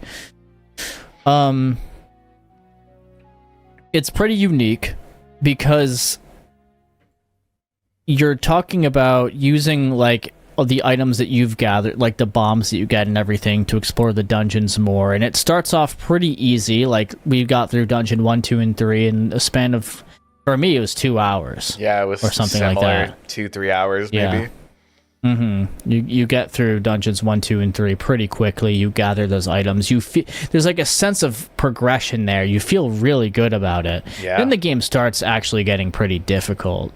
Around quickly. Dungeon 6, maybe even 5. I would say 4. Maybe even 4. 4, I think, took me a little bit of time, but that's because I was being really stubborn and not going back to fill my hearts. And I kept nothing was giving me hearts. So I kept going into the boss, which I believe was Gleeok in Dungeon 4 with 1 heart. Let me check. Is it Gleeok? Do you remember yeah, it's Gleeok for number 4. Do you remember the dungeon that I went into the boss with half a heart? I don't. What was it? I think it was level 4. I went Okay, so the Gleeok? Or what's the one you have to bomb a few times? Oh, no. It was the Dongo. Oh, okay. That one is whatever then, at least, because When it comes to Dodongos, they just become regular enemies later. You just bomb them. Yeah. It's kind of weird to time though, because you have to time it as like so they eat the bomb. That's what I was having a hard time with, and only having half a heart, I had to be very careful. Yeah, you do. If you set off the bomb next to them, then I think you can finish them off with the sword. So at least there's that. But I probably just straight up missed them, and then I think once I ran out of bombs, I had to scramble for more by leaving the dungeon. Mm-hmm. Yeah, I don't know if it was dungeon 5 that like 5 or 6 that took so many bombs. I remember one of the two that it was so dumb. It took me so long to do. I don't even remember. Is that the one that there's like 3 of the Dodongos in it? In one of the rooms? I think so, yeah. But you also needed bombs to explore more, or was it? Okay. Maybe 6? Actually, no, not 6. 6 was the whiz robes. 6 was hell. Oh, one of the worst enemies. Them? And what was it? The likes. The likes got you? Bruh, right? I had gotten the magic shield. Mm-hmm. Again. Oh, man. Yeah. I had to get it twice, too. Oh, man. I was like, bro, I just got this a few hours ago. Mm-hmm. Then having to I thought that once I died, I would get it back. I didn't know I lost it for good and then consume it. Which is frustrating, because then you're so vulnerable, especially to arrows. And they're put arrows. into the rooms with the bubbles, too, that make you not attack. That's why it's so dangerous. Yeah. Because they move slowly on their own, but yeah. We'll talk about that a little bit more when we get into the combat, because there's a lot to talk about. And the when enemies. it comes to the combat. Yeah. I have a lot to say about some of these enemies. Mm-hmm. But when it comes to exploration, I think that for the most part, I think it's really, really well done. The only thing I ever have a real problem with is, like I said, the information puzzles, where like you need information to get through them, and if you just don't know that information, you can never solve the hint. You can never solve the puzzle. True. Because a lot of the hints are reliant on you knowing stuff. But if you just don't know that stuff, then how would you ever know how to progress other than, an outside source, or just spending so much of your time experimenting, which, I mean, at the time was probably fine, or you had your friends to tell you or whatever. Now we just look it up, Yeah, because they probably had, this game was so expensive. This could have been the only game you had to play until maybe like the next Christmas. Yeah. Because it's $60 or $50 to $70 at that time. That's a decent chunk of change. And this I feel like people probably tried to make it worth their money. So they probably really did go quite deep into this game. Totally. Other than that, I mean, we can talk about how we use the items to do certain things. Like you can use the candles to burn down bushes or trees, or you need the raft to access dungeon 4, or you need the bridge to access the left side of the map. Like I said, that's kind of more of that like lock off thing that I was talking about earlier, though. So, or the candle to light the rooms up. Yep, in the underworld. Yeah. And another cool thing about that is, technically, when you blow off a bomb, it will show you the room layout as well. I don't know if you knew that. So, like, oh, really? I did not know that. I tried not to waste the bombs. Yeah, that's true. They're really hard to come by, especially if you don't get the upgrades. Yeah, or if you die, it'll also show you the room layout technically, because it glows up like orange. Okay. Yeah. I didn't even notice that either. But yeah, you would normally use a candle. Yeah. That's what, or the magic rod or whatever. That's what it's intended for. It pretty much tells you to use it. Mm-hmm. I didn't know for the longest time. Really? I didn't know that you could light up the rooms for a while. I think I didn't know for all of Dungeon 4. I don't think I lit up a single room. Oh, I think I just knew because probably somebody told me. Maybe. Who knows? I was like, why can't I move over here? Why like it would be am like I a getting complete hit gap from a random enemy? Yeah. Because there's one room that there's whiz robes attacking you while the lights are off. Mm-hmm. Oh yeah, I remember that. Well, that's done by Dungeon 6. I knew that I could light up rooms, but I think as early as Dungeon 4, you had dark rooms, and I didn't know you could light them up. Yeah, they started that pretty early. Yeah, some of the dungeon design gets pretty difficult later. Like I want to say, level 9 gets pretty damn confusing. Ganon's Tower or Death Mountain, whatever it's called in this game. Yeah, the Dungeon 9 is very intimidating because in Dungeon 9 you have to go through multiple, like the ladder system where you go down the stairs. Oh yeah. Up. Oh yeah. You go through multiple of those to get to Ganon.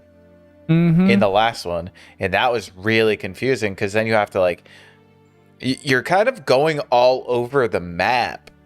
It looks like, and it is. Yeah, it was definitely so confusing for me.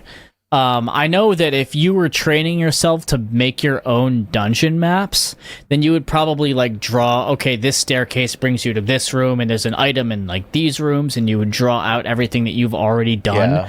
But for us, we weren't really doing that. No. I was just relying on my head. So, or the dungeon map and compass. But the manual tells you, you can make your own maps essentially. And that's how it wants you to kind of remember everything. But I think it was well done. It was well done. Some of it, we'll say. Besides Dungeon 6. No, I was designed fine. It's just annoying. It was hard. It was hard for me, Dungeon 6. Mainly because I didn't want to, anytime I would die, to have to go get all my health back and then go back. And I was really stubborn with it, too, because I was like, I don't feel like wasting the 3 minutes to go to the fairy fountain, come back, blah, blah, blah. Yeah. I also didn't even know that you could fast travel with the... I got the power bracelet, and I didn't know any rocks to move to fast travel to get anywhere. Or even I know where they are now. The flute?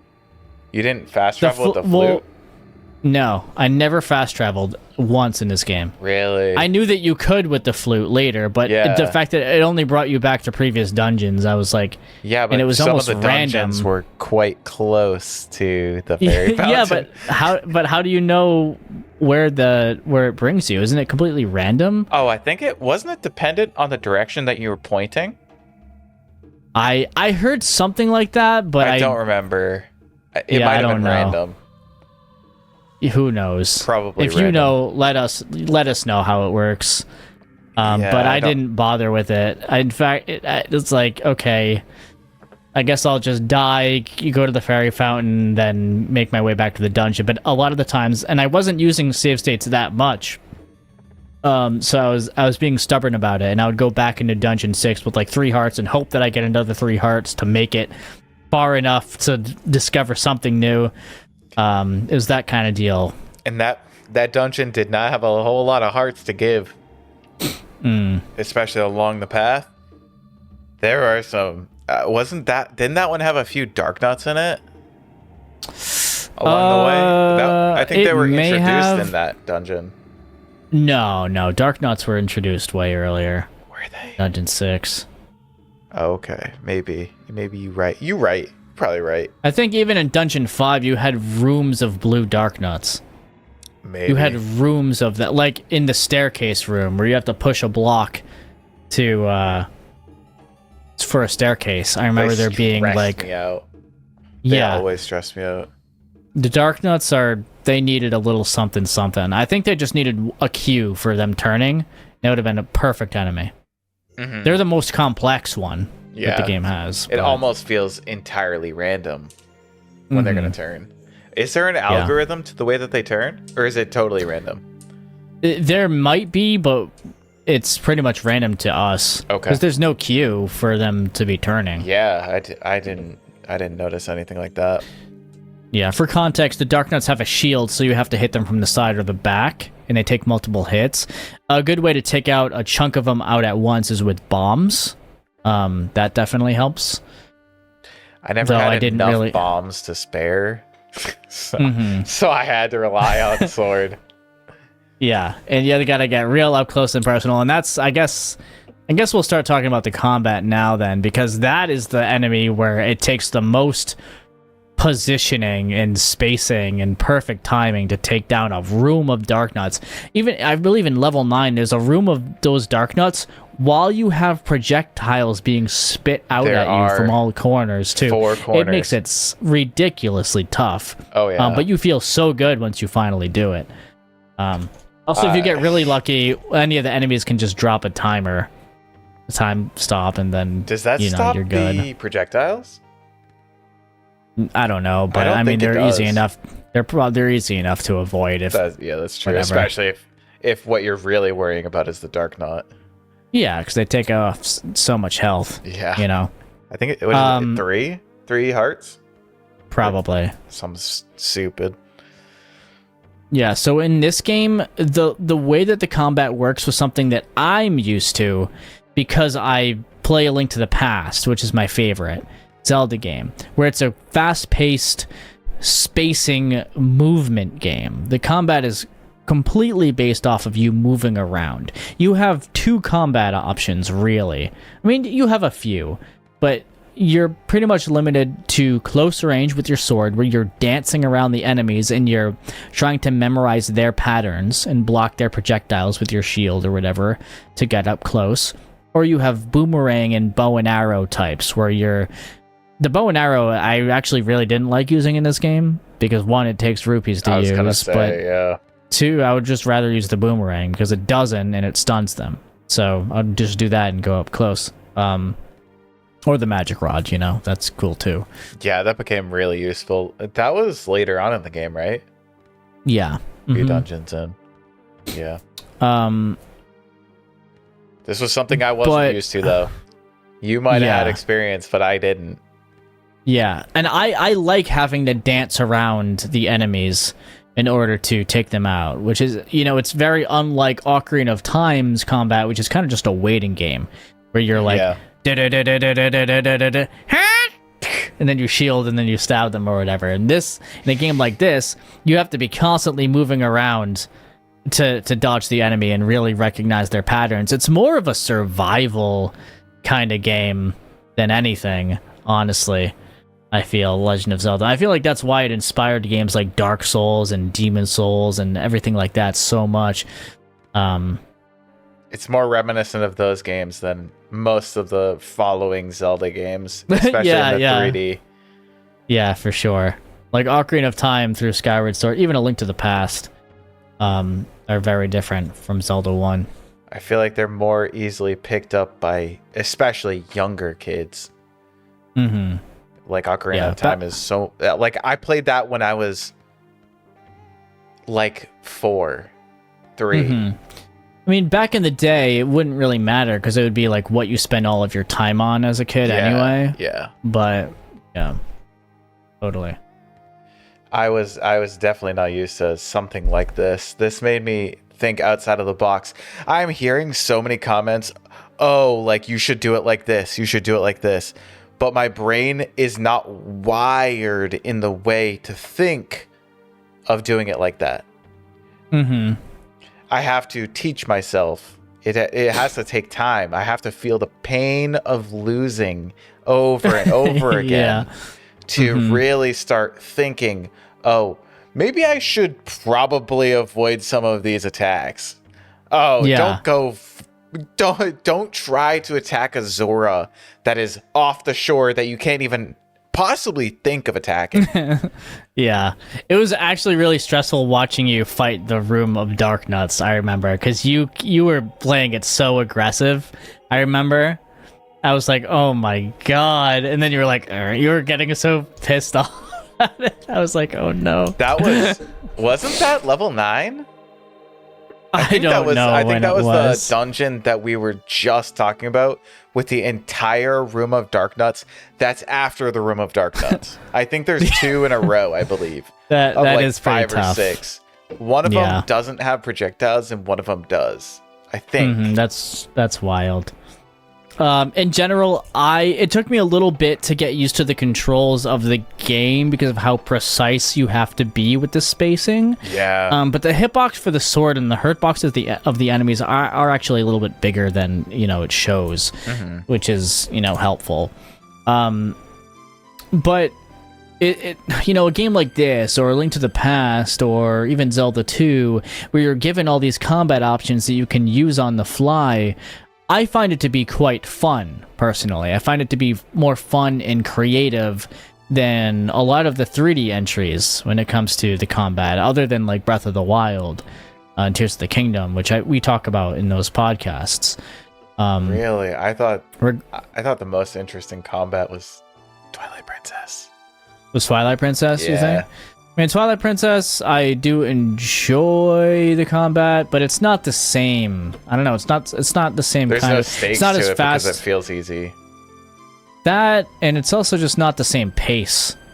That's true. That It is doesn't, true. like with Zelda 1 and these other games, it really feels like you have to be on top of your movement. You have to be moving around. You have to be dodging things, and you really have to be paying attention to what the enemies are doing. Yeah. In games like Ocarina of Time and Skyward Sword is a different thing. Twilight Princess, Wind Waker, it's not like that at all. Like, No. it's more so you wait for them to do something, and then you do something. Yeah. Like it's even in Wind Waker, it's like, okay, wait until you can like blim, hit the A button to roll around behind them or whatever. Or in Twilight Princess, it's a lot of the same as Ocarina of Time, but then you have like the special moves that come after that look flashy, which is a cool addition, right? Yeah. I wish that stuff like that existed even in Breath of the Wild and in Tears of the Kingdom, like we talked about on those podcasts. But Zelda 1, A Link to the Past, different thing entirely. Totally. Yeah. Not even, it doesn't feel the same. Most of the bosses in most of the games that we just mentioned, it's a one-time deal. You really, unless you really mess something up, you are not losing to them. Most of them are quite easy. Like, I can't remember any of the dungeons that I really struggled with a boss. In Zelda 1? Or No. Zelda? In like the 3D Zeldas. In this, okay. a lot of them. Maybe not even just specifically the bosses, because some of them were quite easy. But I feel like some of the enemy rooms were tougher than some of the bosses in this game, for sure. Especially the one, what was it called? The Manhandler? Manhandler? That's me on a Thursday night. Yeah, because you can literally just bomb it to death. Yeah, you can. Easily. I think when I first fought it, I dropped the bomb down and I took it down in one hit or something. Even the or 2 hits. Gleeoks. The Gleeoks you could bomb The dead. Gleeoks can get... can you? I believe so. I think that's how I took it down. I think The Gleeoks were a little tough for me. I think the toughest one... The one that I didn't know how to beat was the Goma. Because I kept shooting arrows. Yeah, I kept shooting arrows or whatever, but the timing for the... eye-opening. The eye-opening was so... Same. tight. Same. And it's what is it? It's like shooting stuff at you, right? Yeah, and it's shooting stuff at you and it's moving around. And you have to get it precisely in its eye when it's open. Yeah, it's only so open a few frames. Yes, it's pretty tough. Yeah. And then you have to kill it again, don't you? Wait, does it say it's a super huge crab? I thought it was a spider. Yeah, I think it's a crab. I think it's... What? I don't know. It's kind of both. I mean, spiders, crabs, same idea. It's a spider in Ocarina of Time. Yeah, that's why I thought it was a spider. Yeah. But then in Tears of the Kingdom, it's like a giant rock crab thing. So the marbled Goma, whatever. You know. Yeah. Do you have anything else for like the timing and the spacing? I think I've talked about most of I think maybe more will come up when we talk about the enemy variety and like the bosses, because I was just kind of going out with my intuition with the bosses. Dig Dogger was really weird because it was just like, I think there's an NPC in the dungeon that tells you Dig Dogger hates certain kinds of sounds, and then you use the flute on it, and then it turns into the small one that you hit. So that one was fine, I guess, for me, because I heeded that hint. Ganon, I think, was actually just not a great boss. I agree. I think the final boss Ganon was rough. Because like guess it doesn't, everything you've learned in the combat system up until now doesn't really apply to Ganon. No. You're like the only, like the spacing and the positioning or like the moving around part, it doesn't really matter much. It's all timing. I feel like it would have been better if it was a combination. Yeah, because you're just swinging around randomly into wherever it's going to appear, and then you have to know to use the silver arrow, which for me, I knew because I knew that the silver arrow existed in the game because it's in the manual, and I'm already a Zelda player, so I'm like, okay, in the manual it's like, you need the sword and a special item. What's that special item? It's got to be the silver arrow, and I found it in the dungeon while I was exploring it already, because it's also in level 9. You'd think. I heard him. How many times did I get him to when he turns like brown or something like that? He's like blue, and then he turns brown when you're supposed to shoot him in the eye. Something like that. So. He changes colors. I literally got him to that state like 5 or 6 times. I did not know to shoot him with the silver arrow. I thought I was just supposed to kill him, and then he was going to transform, and then I shot him with the arrow. Because there's multiple like in a lot of the other games, he transforms and then you kill him. Yeah, but he's already the pig monster here. Yeah. You'd think I would think of that, though. You'd think. Until somebody just so happens to say it, because they're like, okay, man, we get it. Yeah. I think I was watching the stream and I was like waiting to see what was going to happen. I think you were the one that told me to do it. Oh, maybe I did. Eventually I was like, all right, that's enough of this. Yeah, there was enough of that. Dig Dogger was whatever. Yeah. The Dodongos were whatever. Though I didn't like it when there were 3 of them and I couldn't time the bombs to go in the mouth. Aquamentus is a cool looking little dragon. That's the first. Still pretty easy. Yeah, it was easy. Yeah. Gleeoks were maybe the hardest? I don't know. Well, other than Ganon. Yeah. Which is basically just a tank. You just like get hit a bunch of times in the Ganon boss fight. Speaking of which, an item we didn't talk about, potion. Where, like, if you give that a letter to the old woman, not only does she give you hints in some of the caves, but she can also sell you blue and red potion. Blue potion heals your hearts all the way through once. The red potion does it twice. So going into level 9, you want to grab, or some of the other dungeons, you're going to want to grab that red potion. It's very, very useful.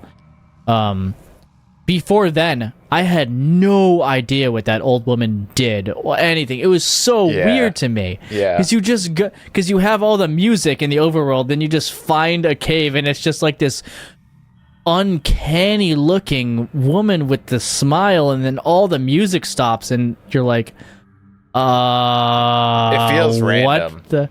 It feels creepy to me. Yeah. I'm like, what the hell? Is she gonna take my lunch money? It's like, what is this? It was so uncanny and strange. Yeah. I forgot about that. That also reminds me of another item that we didn't mention. What? The master key. Oh yeah, the master key. I found it because I got every single item eventually. Yeah. But I never. It's not necessary. Yeah, I don't think I ever needed it. You can buy keys. Yeah, you can buy keys. I also always had an abundance because I always explored almost everything. Like I was bombing walls and because I already knew to do it and everything. I was killing. The game kind of conditions you to, whenever you go into a room, to kill all the enemies because certain things spawn, they give you items, they give you whatever. You know, the game teaches you that from dungeon 1. So I was doing that in every dungeon and I was getting all the keys that way. I always had more than I needed even before I got the master key or whatever it's called in this game. The monster key, is that what it is?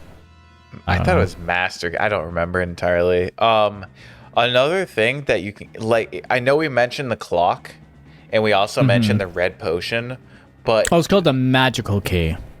Okay, magical key.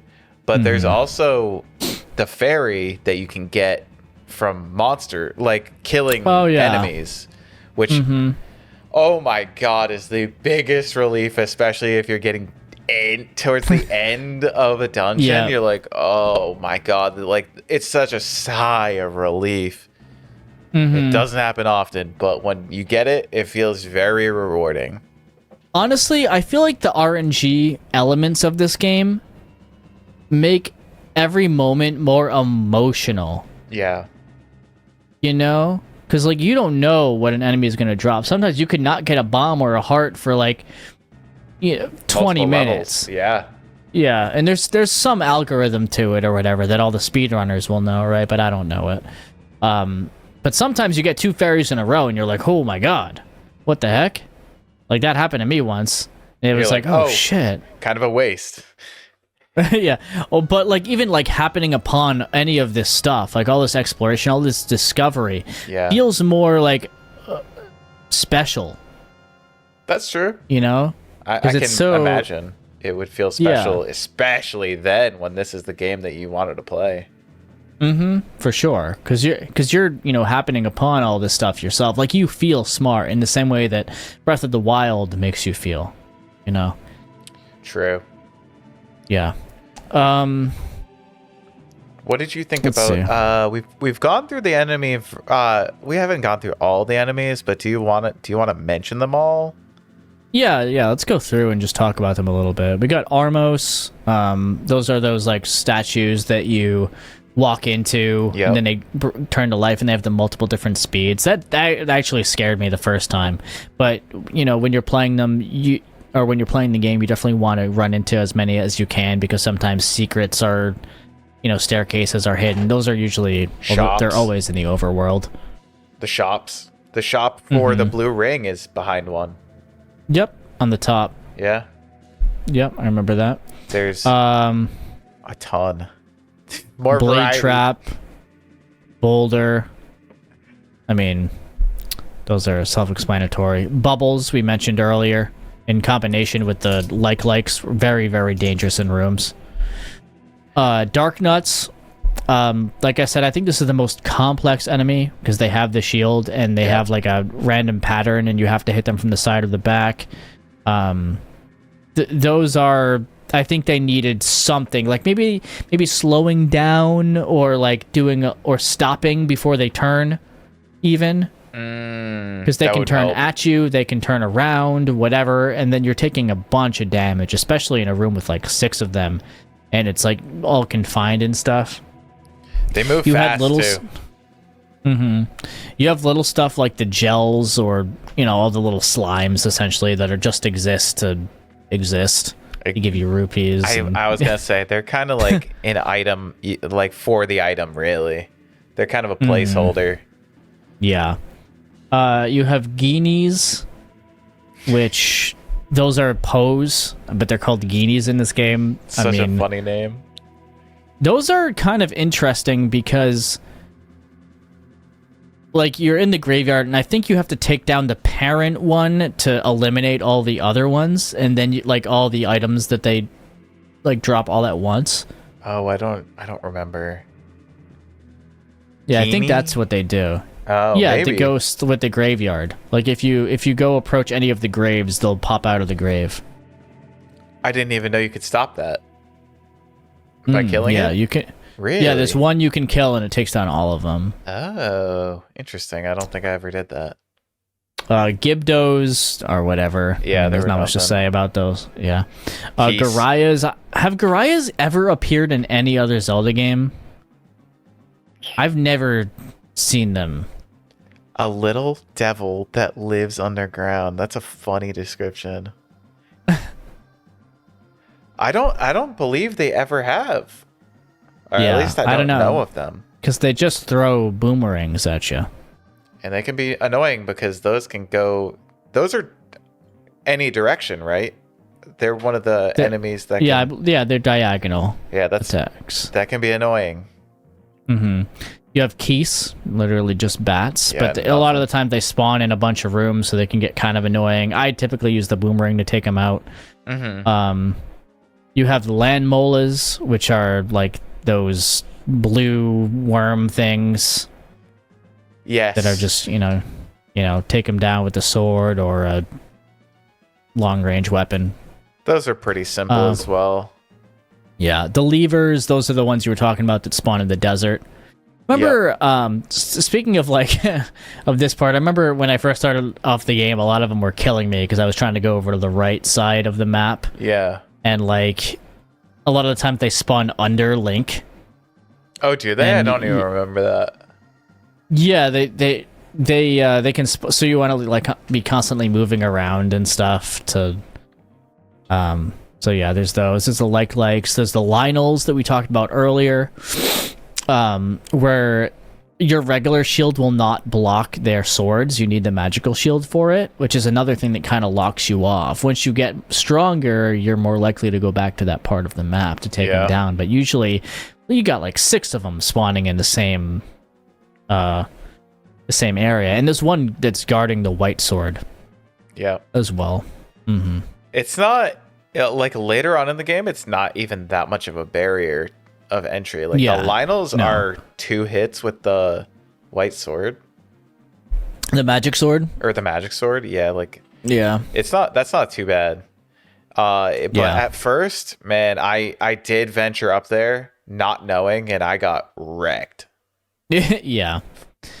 You have the Moblins, which are whatever. Yeah, those are in the overworld. You got Moldorm. Those are the weird centipede orange things that you take out. Yep, I just found those. Yeah. Octoroks, I think, are a pretty good enemy design because they stop right before they shoot. So that's something that the Dark Nuts needed. Like I said, you always have a visual cue for the Octoroks, because they'll always stop before they shoot, so you can stop yourself to actually... Yeah, it kind of teaches you that. P-hats are one of my least favorite enemies because they're just annoying. Those are the things that you can't hit them while they're flying around, and they're only on the ground for 2 seconds. It's never worth taking them all out. P-hats. I'm trying to find those on the list. They fly around on the overworld. Yeah. There's desert. one in Ocarina of Time too, if you remember. Yeah, in Hyrule Field. Yep. Yeah. There's Pole's Voice, which we didn't talk about before. This is the one where I actually didn't talk about this before, but in the Famicom Disk System, the second controller had a microphone. So there's a hint in the game that talks about this, but it doesn't apply to us. Basically, what would happen is you could talk into the microphone, and these enemies would instantly die. They're like the rabbit things that are hopping around in the underworld. Really? There was a microphone? That's yes. That sounds advanced to me. Yeah. They used that in I think they used that in Phantom Hourglass? Yeah, the Phantom Hourglass for one of the enemies. Yeah, I believe they do. Mm-hmm. That is... So that's where it comes from. Interesting. Yeah. Oh, cool. Zelda 1, baby. But for us, it wasn't so easy to take them out. Yeah. Because there's just a bunch of them jumping around, and the depth perception's all over the place, and blah, blah, blah. I'm pretty sure I ignored them for the most part. Mm-hmm. You have the ropes, the snakes, which are actually kind of cool because if they see you, then they go really fast towards you. That's a funny name for an enemy, rope. Yeah, I'm shooting ropes with arrows. Yeah, you shooting huge ropes. That's crazy. You got the Stalfos, which are whatever. They're really they're easy. nothing. A lot of them are one hits until you get to like, the more advanced ones. Mm-hmm. Tektites are kind of cool. They just jump around in the overworld. The Vyres are those weird, like, demon-looking things. We talked about the Wall Masters. The Wizrobes, oh my god. The orange ones are fine. The blue ones that teleport all over the place and take out a bunch of your health in the rooms with multiple of them, and the likes and the bubble, that was the worst, man. They are rough. And they're quick, too. Like, they teleport rapidly, especially when there's a bunch of them. Mm-hmm. It is a lot to deal with. The room that gave me the most trouble in that dungeon is the one that half of it is just blocks. So you're moving around in these tight corridors and trying to fight these Wizrobes. And it's just the worst. Having a magical shield seriously helps, though, because you can actually block their projectile. Yeah. I love the description. He's pretty strong. Watch out. That's funny. That's what it says in the instruction manual. Yeah. He's pretty strong. The master of movement, he appears here, and they're letting out magical spells that Link's little shield can't hold back. He's pretty strong. Watch out. I love that description. That's a really accurate description. And then you have the Zolas or the Zoras, and, those are whatever. Yeah, but them. Honestly, like, there's a lot of variety of enemies in the way that you tackle them in this game. More than it's all games. Base stuff. Sometimes, yeah. Yeah.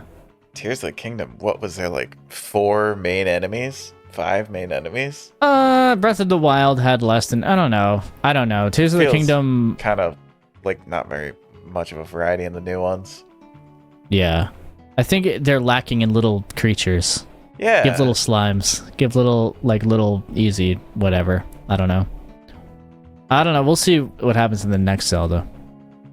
Is that even hinted at yet? No. Oh, okay. We have no idea what the next Zelda's going to be. No idea. That feels like a long way. But overall, I think there's quite a challenge in the combat in this game, especially if you're not used to it. But it's all doable, and you get better at it as you go, and you feel a lot stronger as you go as well. But there's always like a significant ramp up in difficulty from dungeon to dungeon, I found, for the most part. I think 7 was probably easier than 6 and blah, blah, blah. But like, I don't know. It never felt super unfair to me. It always felt like I could have done a little bit better. Sometimes some of the enemy patterns were like, okay, that was a little ridiculous. But like even in the rooms with the Dark Nuts, like you can use the bombs and you can take down a few of them and whatever. Just like explore for more resources. Maybe it'll take a little bit more time, whatever. Even still, like the challenge was there, but it wasn't impossible, like a lot of games were at the time, or they were made so difficult. This one, it wasn't the case. Like, I feel like they struck a really good balance of, yeah, this is hard, but most of your playtime is also coming from the exploration, the adventure aspect of the game, not just being impossibly hard, It rewards you with adventure, and you put it very well with what you just said. Like, it doesn't feel too difficult. I feel like I personally am the limiting factor in the equation of this game. I feel like that's because I've been conditioned to play modern games. And this is different. It is so different. Yeah. But you still got through it, regardless if it was with save states or whatever. Yeah, you got better at the game as you went, regardless, Besides that room of Dark Nuts, man, that took me a minute. Yeah, that was so funny. All right, yeah, let's I guess we'll talk about our favorite dungeons, and maybe if you have any favorite moments from the gameplay, and then yeah, we'll go from there. Pass. No, I'm kidding. Favorite dungeon? Probably the one that you get to on the boat. That was 3, right? 4? Was that 4? before you get on from the boat. Yeah, I thought that was a really cool way to get to it. Yeah. 4. I didn't think the challenge was too crazy, but that's where it really started to level up. After the first 3, it felt like my hand was held. And then, in the first 3, it felt like your hand was held? And then they're kind of like, ripping off the Band-Aid. They want the bird to fly. I had to, really... Absolutely, yeah. Because that's when it starts introducing, like, okay, now bombs are kind of required to make your way through these dungeons and everything, too. Now the combat's going to get a little bit tougher. I hope you powered up in the overworld. I hope you started exploring for stuff. Yeah. Because now you're going to need it. Not that it was the most challenging of bosses, but I feel like the dungeon itself was more complex. The first few were like, okay, I can do this in 20 minutes. I think I finished the first dungeon in literally like 20 minutes. It was simple. And then, man, it kicked my ass. Hard. I fell hard. I'm trying to think of what my favorite dungeon experience was. Like, I don't know if it was 7 or 8 or maybe 9. Like, I want to give props to 9 because of how complex it was and how just big it was. And keep in mind I didn't play Second Quest or anything either. 9 also introduced those weird, like, fly enemies with we didn't even talk about those. The things with all of, like, the things that fly around it, and you have to take down all of those things before you can take down the one in the middle. Do you remember that? Oh, yeah. Wasn't there 2 of them in that dungeon? Yeah, 2 different kinds. Yeah, that one was annoying. I didn't know how to defeat it. I just ignored it until I couldn't ignore it. I think you had to go back and defeat it to get a key. Yeah, that I didn't believe need. So. Because I had the magical key, but I think I took it down because I wanted to try taking it down. You have to take out all the orbs around it first, and then the main guy. Yeah, he was funky. You like that? Also, you like 9 the most? You think? I give a lot of props to 9. Okay. I think it was well designed. I don't know if it was my favorite experience going through, because I was a little confused. Frustrating. But in retrospect, I think it was really cool. I don't know which one is my actual favorite, though. Also, another thing I wanted to say that I guess I skimmed over earlier. The Triforce that Zelda split up, I think was actually her Triforce of Wisdom. I don't think Courage is, like, anywhere. Like, I don't think it was found yet really? or something. Okay. I think so. I think that's what it says. We can let us know in the comments. 100%. Yeah, let us know, because I don't really remember either, but I just kind of read something like that. Okay, yeah, I did not know that. I thought it was the Triforce of Courage. Wouldn't that be only 2 pieces then? Did Link already have the Triforce of Courage? He might have already had the Triforce of and he needed another Courage. Piece to overwhelm Ganon. Oh, who knows? Yeah, I don't know. Who knows? I cannot say that 9 was my favorite personally. I liked that it was more of a challenge. It took a lot longer. That one, I believe that one took me an entire stream to beat. I think I did it on its own stream too. Yeah. It was a shorter stream though. Yeah, I think it took me like probably an hour and a half to beat. That one tested me for sure. My patience, especially. I'm trying to think. I didn't mind 2. I thought 2 was just maybe a little too simple. It was so easy. Yeah. At least to me. The only, but I did have to go back into it later to get the magic boomerang and stuff, because I actually missed it the first time. Oh, really? Yeah, you told me to get it. Yeah. Level 4 I did like. Level 6 was difficult. Let me look at level 5 really quick. Dungeon 5 was...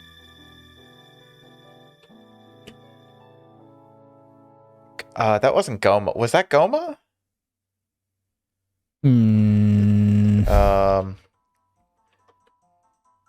Well, anyway, did you know that another little fact that I found out? Did you know the bosses cry from a few rooms away? Yeah. I thought that was really interesting. Did you not hear them while you were playing? That is no, that's interesting. What I noticed. That's why I wanted. I have that written down. Okay. Yeah, that is really interesting. I think it's actually really cool, and I wish more games would do it because it feels more immersive. Not only is it more immersive because you can kind of like hear where the boss is, but it also informs you as the player that, okay, maybe now's a good time to try to go get some more hearts or try to do whatever. You have a boss fight somewhere in the vicinity. Is it the next room or is it two rooms away? I can't remember. I don't know. It's something like that. But I do remember distinctly hearing a tone that sounded like a cry from, right before. Yeah, it's like, rawr. Yeah. I thought that was an interesting little ad. It feels similar to Twilight Princess, where you kind of briefly see in some of the dungeons the boss, or not the boss, but like what you're going to be going up against. Do you? I think so. I'm trying to remember. I can't recall in Twilight I thought Princess. There was a dragon. Remember the dragon? I think it was the 7th temple. And I believe the Sky Temple. Saw it. Yeah, I think you saw it previous to attacking it, and it made a noise in the sky. It's been so long since I've... Oh, you mean the noise itself? I believe so. I think you even saw it briefly.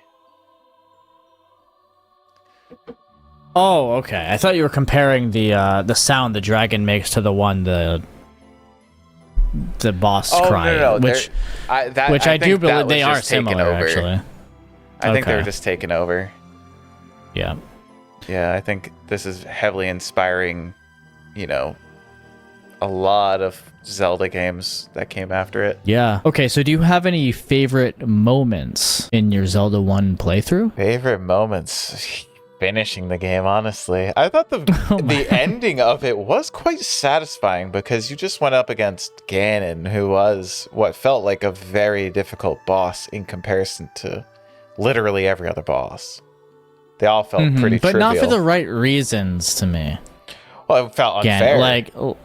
Yeah, because it was more like a health tank and like randomly swing around than it was an actual test of combat. But to be fair, some of the other bosses were kind of just like, okay, if you know that this is how you beat them, then this is how you beat them. Yeah. The bosses in general really weren't as much of a test of everything you've learned as much as the hard enemy rooms were. I mean, Ganon was really the only boss that gave me any trouble. I was trying my hardest to figure out how to beat him. It was just out of the box thinking, really. Because how else do you beat him besides just swinging around randomly? It felt unfair because he is stronger than you.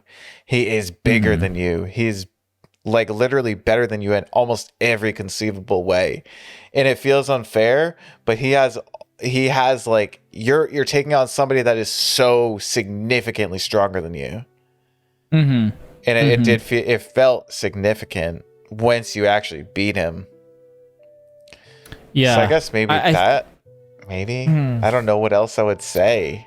Yeah, for me it's hard because I kind of feel like it meshes together. The journey entirely is my favorite moment, right? Like I know that some things stuck out that were frustrating to me, but that finally felt good to like get through them. Yeah. But I think my favorite moments were, coming back to this game and just seeing how much other or future Zelda games even reference this, to see the origins of where so much came from. And for me, like a huge A Link to the Past fan, I can call back so many things from the 3D Zeldas that came after to be like, oh, this is all A Link to the Past, right? The bricks were laying.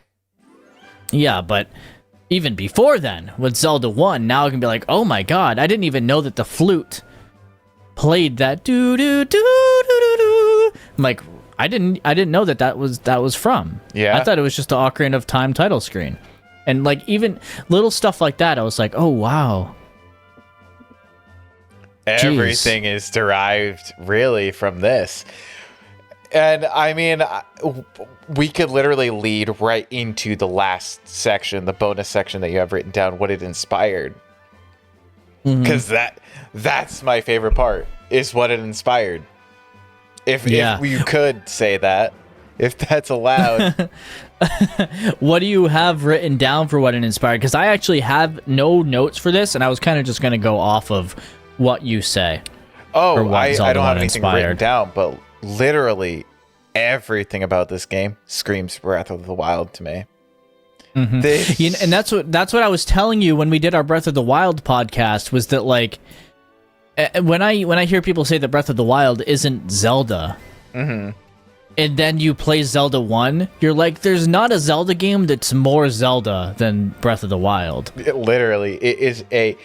deviates back to its original form, not its new form based off of Ocarina of Time. All of the other ones are reminiscent. All of like the linear ones are reminiscent of that. Of A Link to the Past. But I mean, Ocarina of Time and A 3D. Link to the Past, kind of, same idea. Yeah. They're reminiscent of that, really, that format. Because that in itself is a format. This is just a totally different, more adventure-focused, you're kind of making your journey. Yeah, exploration, survivalist kind of Zelda that was there from the start. Breath of the Zelda Wild 1. Breath of the Wild just takes it up to like 1,000. Because there's, there's so many more possibilities in 3D than 2D. You're adding an entire new dimension. And also, people are a lot less patient. Yeah, there's a million things to do in Breath of the Wild. Yeah. But that's how it felt back then, I'm sure, too. And even now, playing Zelda 1 today, moment to moment, it a lot of the time feels less homogenized than a game like Breath of the Wild or Tears of the Kingdom, you know what I mean? Where it's like each little thing that happens is still special. Where in Breath of the Wild, I don't know if that's necessarily the case. No. But it's still kind of the same feeling of discovery that's permeated through both games. I mean, the Zelda games in general, really. There's always discovery to be found. It's not like that's ever been completely ixnayed from the series, but there are two different distinct Zelda formulas, for sure. Because this is essentially like one of the earlier versions of a well thought out open world game. It is I think it's the most open Zelda. I think it's more open than Breath of the Wild. Do you think so? Yeah, because Breath of the Wild has a forced tutorial section. Zelda 1 doesn't. True. That you can do anything in any order. Right off the rip. But you do have to do all of it, so maybe not. Unlike Breath of the Wild, you don't actually have to beat the game to beat Ganon, But also, you don't actually have to go through the dungeons. With Breath of the Wild, it's also different in the fact that you're being told the instructions in the gameplay, which is different because and the story and everything. Yeah, the story and the gameplay is all discovered through the tutorial. And back in the day, you discovered you were the tutorial and you had to read the story. Yeah. So it is a distinct difference there. Yeah, that's why I praise Final Fantasy so much.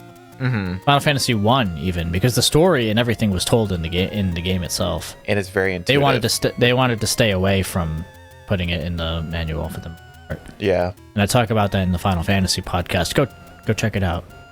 Yes, go check it out. 1 on this channel. More views. More views.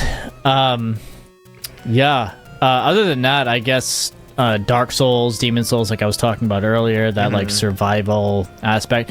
The Elder Scrolls. I mean, pretty much any open world game it was inspired by Zelda 1. Screw then you it, have let's like throw more Fallout in there too.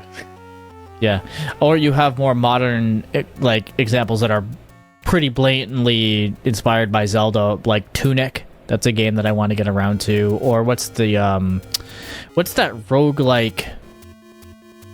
Shoot, Binding of Isaac. That's what it's called. Where it's like a roguelike dungeon crawler that looks like Zelda. Looks like Zelda 1. Very inspired. Like the enemies, half of them are literally like ripped from Zelda 1.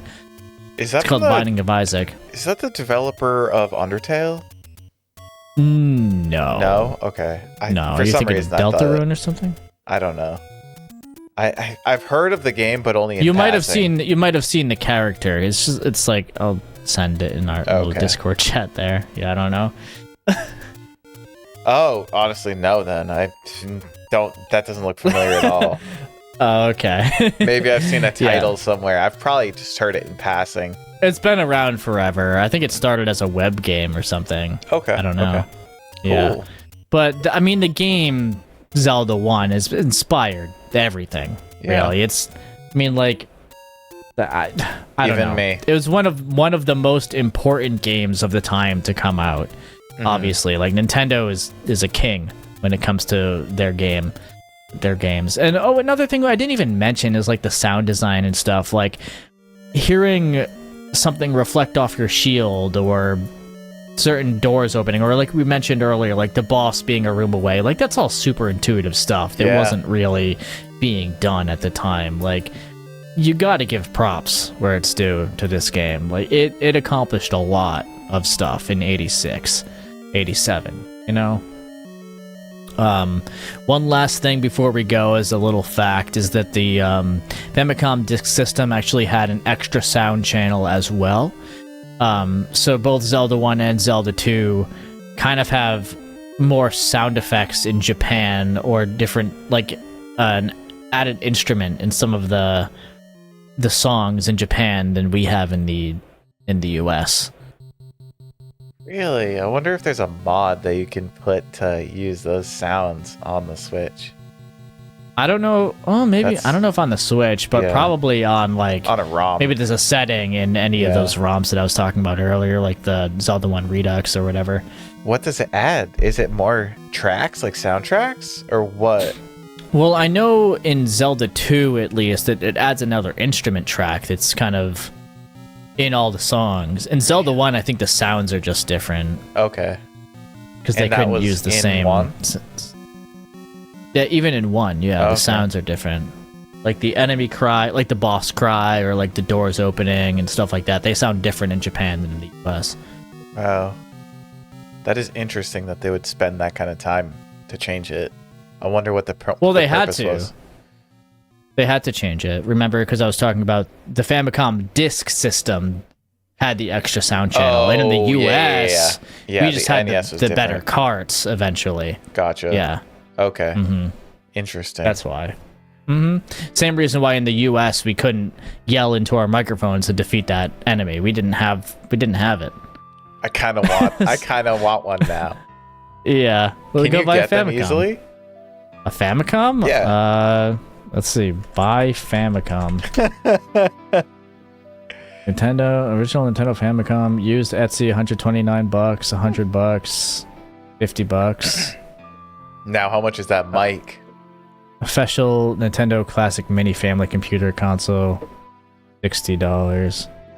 Well, the mic is built into the controller too, I believe. Oh, is it? Oh, that's even cooler. Yeah. Dang, so everyone would have it. We're so lame. Yeah, the US sucks. That being said, I don't really think I have anything else to add on Zelda 1. I will say I did have a pretty good experience playing the game. If you want to see either of our playthroughs, they're going to be linked in the description.